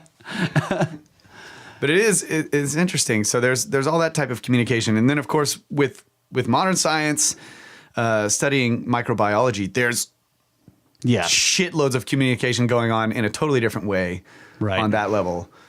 They're exchanging chemical communication, electrical communication. Yeah, take this retrovirus. Yeah, unplug all your extension cords and shit. Let me replicate myself and replicate. And then duplicate. Dude, they find these ancient viruses that are humongous compared to the ones that we have now, the modern ones. Like, a modern virus is like, they have a sort of an area of complexity. So they only get to so uncomplex, and they're only so complex, right? And they're kind of in the middle of this, but they find ancient ones, and I think they found one that's like, they think it's as old as the Earth at least. So it's like 4 billion years or whatever, and it's gigantic compared to, in other words, it's a huge molecule compared to modern viruses, and it contains can't get into my cells. Right? It's not even yeah. It has, I think they were saying it was like 80% of the DNA stuff that it contained is totally unrecognizable. They don't even. Yeah, I do remember reading something about that. And it's like, and they were treating it as like, this is the panspermia thing. This is the guy that came from space, because he does have, 20% that's recognizable is like the DNA of everything, Yeah, and then that's right. But it's just huge, and it has all this other information that is not being used by everything that's alive today. Probably because it went extinct in multiple cataclysms. Maybe the dinosaurs had some or whatever, but. It's just weird to me that like there's these giant ones and they look constructed when you look at the shape of the molecule. It's like that thing looks like a rocket. So that's badass. I mean, it connects to the whole life system being a sort of, it was born from one seed, right? Yeah. So yeah, you could sort of see the whole system as being a single being. That's freaking badass. Just like we are. I mean, like our bodies are made up of billions of different little things. I mean, are you sitting there all the time going like, come on, cells? It's like, seriously, fucking work together. Seriously, I'm trying to do shit right now. No, they're all just doing their own thing, but it happens to result in you. Yeah, I go around thinking positive, like, hell yeah, cells. Yeah, you guys are kicking ass. Kicking ass. And on that note, we're gonna take a snack break. What are you gonna say? I was just thinking of that. What was the Bill Murray movie where they and Chris Rock was the white blood cell, and there was you remember that movie? I can't remember what it's called, but Bill Murray basically gets sick. He eats like a bad egg and gets this virus that was played by the guy that played Morpheus in the Matrix movies. Was it part like cartoon? Yeah, the cartoon. Yeah. What part was inside the body? All right. And what movie is that, folks? The sugar pill or whatever. It's like he's like, oh, it came from Oxford, blah, blah, blah. And then Chris Rock is like, man, when you were born on the wrong side of the digestive tract, like badass. We'll think of the name, but you have to guess it. Yeah. I can't think of it at all right now. It's a great movie, though. Snake break time. Snake break. Snakes.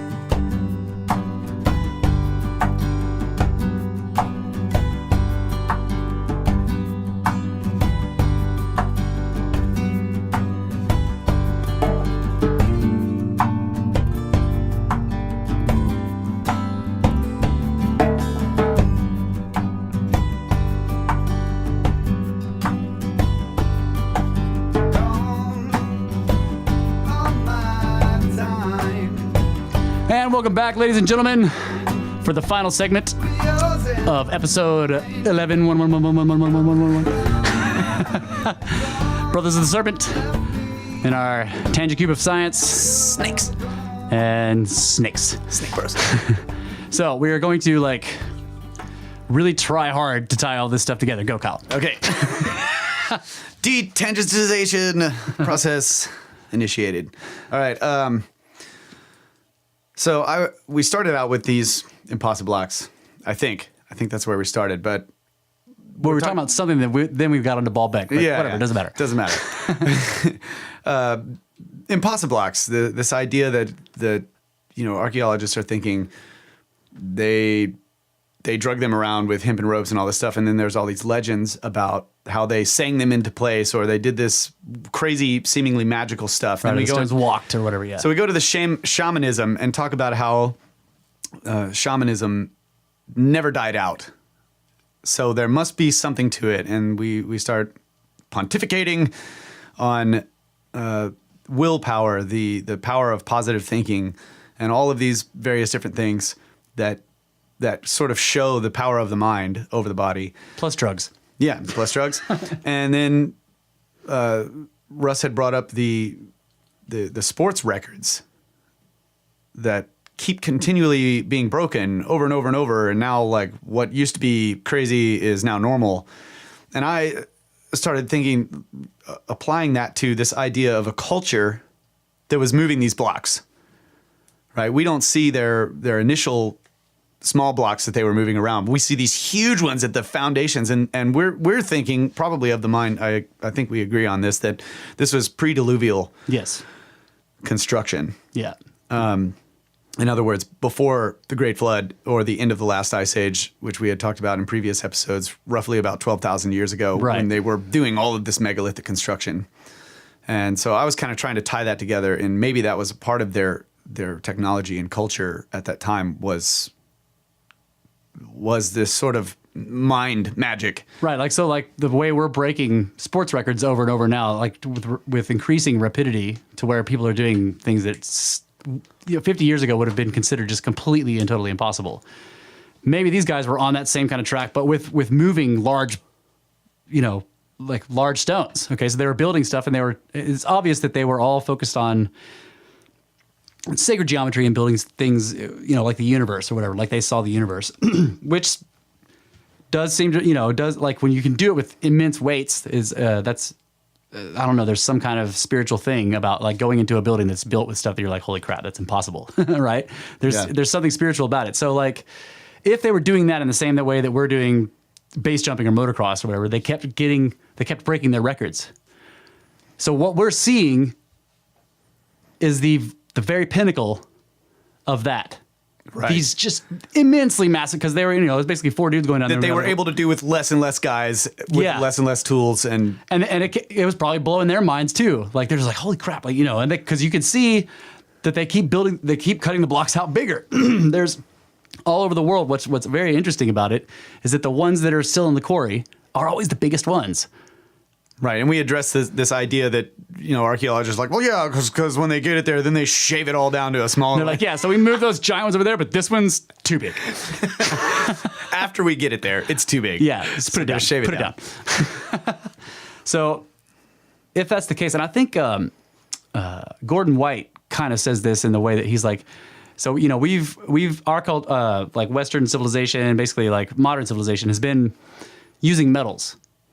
Well, metal is our main. We build things out of metal usually, right? They built stuff out of stone.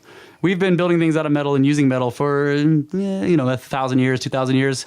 they were doing that stone shit for like 50,000 years. So they probably got pretty good at it. That's the way he puts it, you know? So like if you think of 50,000 years of development using stone as your primary material, you probably get pretty good at it. So the way they were making these geopolymers, which is the word I was looking for earlier, where you make the liquid and then you pour it into it and it becomes stone. We call that geopolymer. So like they had all these technologies and then they would vitrify it or whatever. But we're looking at the very end.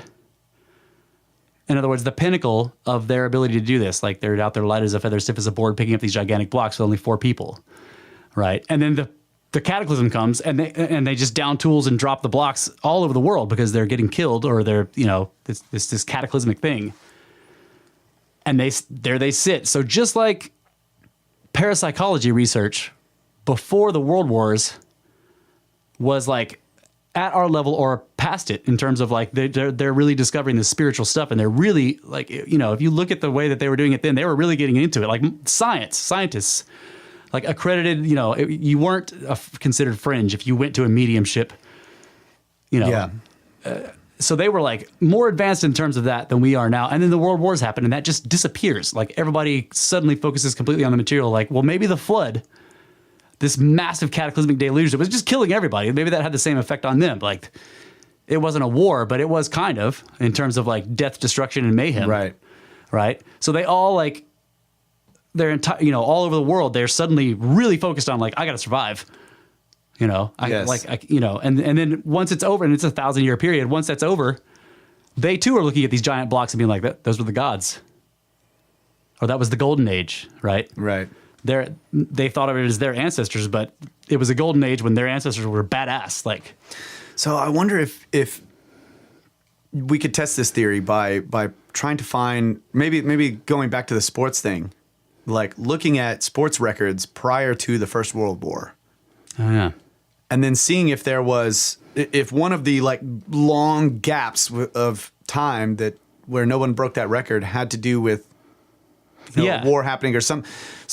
This idea that I know that the World Wars did do that with the record breaking stuff. Yeah. So this idea that like say physical hardship, physical something like a war or whatever that brings to mind this maybe a negative spiritual reaction of like worrying about death or worrying about being injured or dying, or draws us into this physical state of mind as opposed to a spiritual state of mind. Yes. And I mean, you're messing with material tools because like that's what you're using to try to either defeat the enemy or to like stay alive. You know, you're trying to make knives or you're trying to get your machine gun to work or whatever. Like everything is like, if you look at the military and the way they dealt with the World Wars, it was all very focused on all this junk that they carried around. Right. You know, and nobody was thinking like, you know, like if I just sat here and meditated for a little bit, all this would be fine. Like then, you know, they're like, no, you need to freaking fix that fucking machine gun and go shoot those Germans. So that gives me another thought, a talisman, some item that the focus of someone's mind or consciousness or something involving their spiritual activity towards this item makes that item, endows that item with some type of power. Oh yeah. Okay, so like I was thinking when you were talking about wars, the Ark of the Covenant. Right. Right. They carry it in there and they win. Right. You know, whoever has the Ark, they win. Right. So perhaps the Ark, however it was built, like the idea that there's like the hand of God etched some stones and they put the stones in there. Yeah. You know, like the stones have some type of power or whatever. But not just that, just anything like, oh, I'm going to wear this amulet when I go to do this fight or whatever. And it'll make me invincible. Right. Yeah. But that idea is so ancient. Yes. You know, that an item can be given some power by human consciousness. Yeah. Or activity. Or if it distracts it. Remember the witch bottles that we talked about and the doorknobbing, right? That modern remote viewers get distracted by shiny stuff.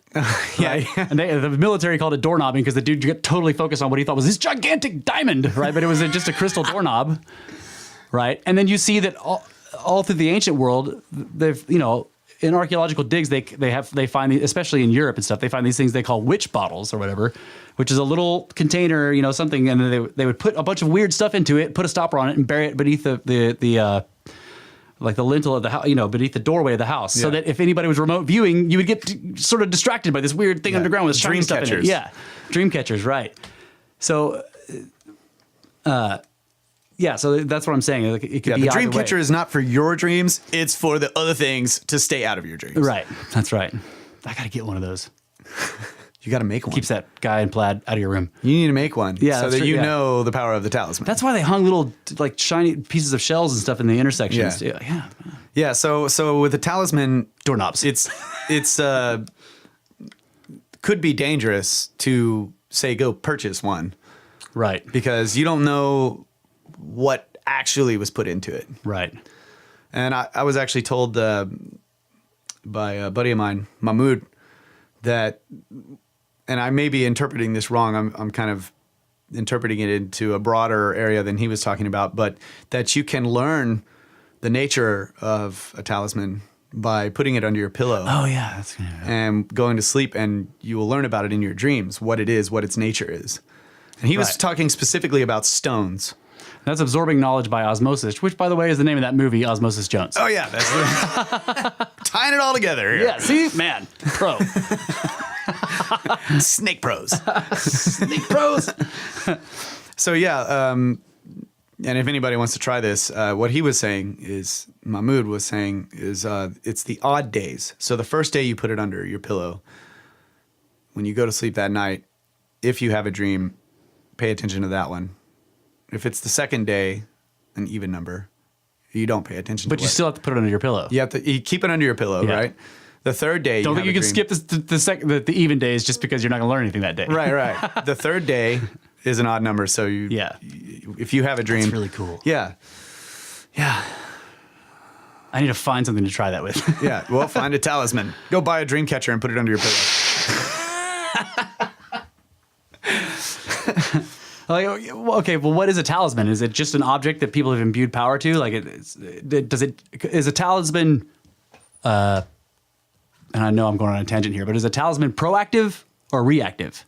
Because a dream catcher is like a reactive thing. It doesn't go out to try to do anything. It just reacts to something happening, right? It stops. I don't think. Yeah, I think a talisman can be any type of thing. But let me look it up to be sure, because I haven't looked it up in a long time. And I thought, okay, here we go. TAL. So you guys like the bumper music, right? It's badass. Yeah, we've got a special bumper song coming up that's written by Tyrell Rolling Stone. That's right. The first guest. Okay, talisman, an object, typically an inscribed ring or stone that is thought to have magic powers and to bring good luck. So that's a broad description of it. So you're right. It could be either way. A lucky charm. It could be a passive or a proactive. Charm, amulet, totem, juju. So let's see. Here we go. Result in perform a rite, contemplation, religious rite. Okay, these are the origin of the word telos, result, end. Telein, complete, comma, perform a rite. Complete. That's really interesting. Late Greek, telisma, completion, religious rite. Arabic, tilsam, talisman. So anyway, yeah, the way I look at a talisman is it's an item that somebody put basically a spell on or endowed it with some power to do something, some power of intention. Like remember those intention devices that I talked about, where like they would just flip the switch and the red light would come on and they'd say, "Now focus your intention." In. Yeah. Right. That could be a talisman. All you have to do is believe it works, and then it does. It's pretty cool. So better off creating your own if you want to use one, because then you are sure of the intention that was at least reasonably sure. Yeah. Well, if it was your own intention, you're pretty sure. You could be confused about yourself. In which case, don't make talismans. Or do, and then maybe you'll learn something. Yeah, Russ is right. But anyway, we're detangentizing right now. Right. Sorry. yeah, I just think that idea basically of a culture, an entire culture over thousands of years that is not just focused on moving stones, but thinking of like the way we think about sports and extreme sports and breaking records, like they could have possibly been focused on their abilities in terms of building. Right, and then it reaches a point like our sports have now, where it's just where we have extreme sports like base jumping, where no one's keeping time and no one's like doing competitions. These guys are just doing it because it's amazing. But they get into that zone and they're like, "Holy crap, this is like spiritual." Right. So we have the tallest building competition going on. Yeah. Right. And but that's working because the Earth is flat. Surely some of that has to do with architecture, but a lot of it has to do with materials, right? New materials, better materials. Yes. As our technology develops, because we don't use stone, by the way. Right.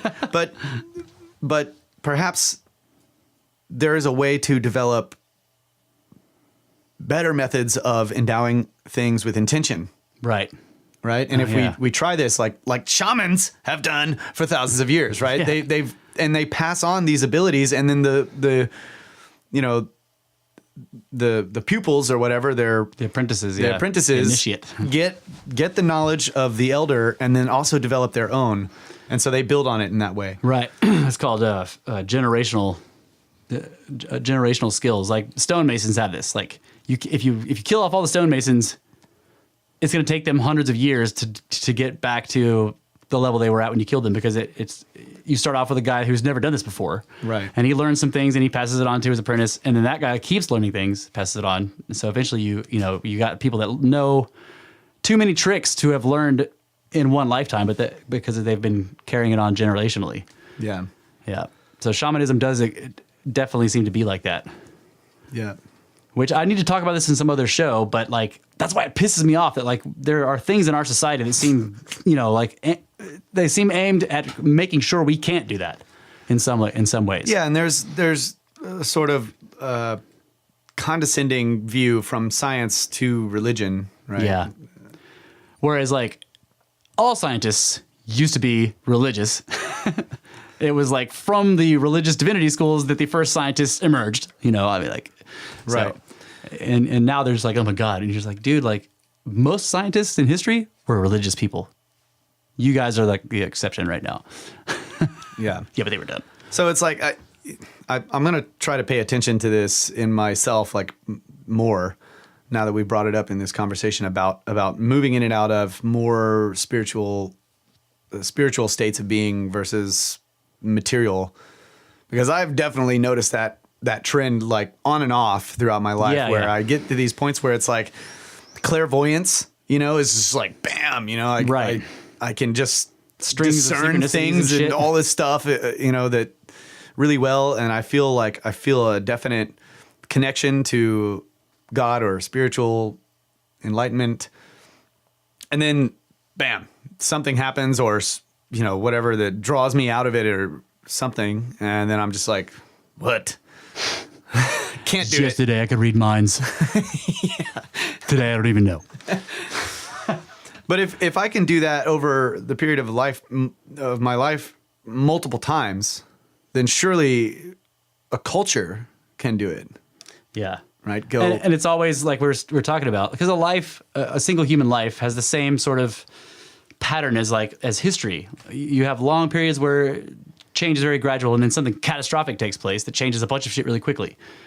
And then you got another period of gradual, you know what I'm saying? And sometimes catastrophe creates a greater spiritual awareness. Right. It creates catastrophe, like rearranges all the cards. It's like a shuffling of the deck, so that you then can have the possibility, not necessarily it doesn't necessarily happen, but you have the possibility of new situations that weren't possible in the old way, the old order. So like catastrophic stuff, even in one's own life, like it's interesting to do this. Like look back at your own history and think of like the worst times of your life, but then think of the things that happened because of that. And you're like, wow, that's pretty cool.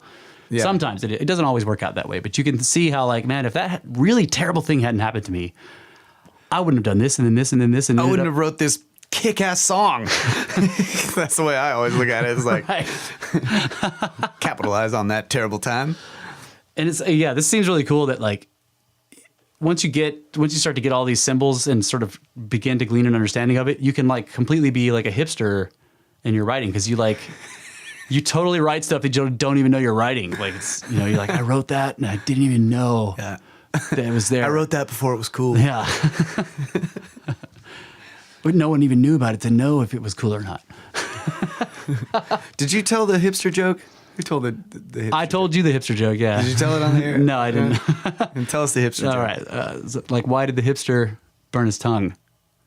I don't know. Because he ate his pizza before it was cool. Yes. That's awesome. Fucking hipsters. We're close to the end here. Is there a single tying everything together sentence? Oh, okay, I've got one. I was thinking about this. I drew a blank. I was thinking of this. Think There's positive a thoughts. so Think positive when we were thoughts. when we were still in Rune, right? Remember I used to draw some comics Yeah. about the band. There was one where you were kind of doing what you were reading something you had written, sent in a text message to somebody about how you're like, here's what I'm trying to write about this in this song. And you just like list off this incredibly long list of things, right? That this is what you want to write about. And I was thinking that there's this old comic that I wrote, like long before we knew any of this kind of shit or whatever, where you're basically asking that question. You come up to me and Johnny Thunder, and you're like, okay, so I'm trying to think of the, here's the situation. You name off all this crazy, insane shit. And you're like, I need that in 2 words. And Johnny's like, how about holy shit?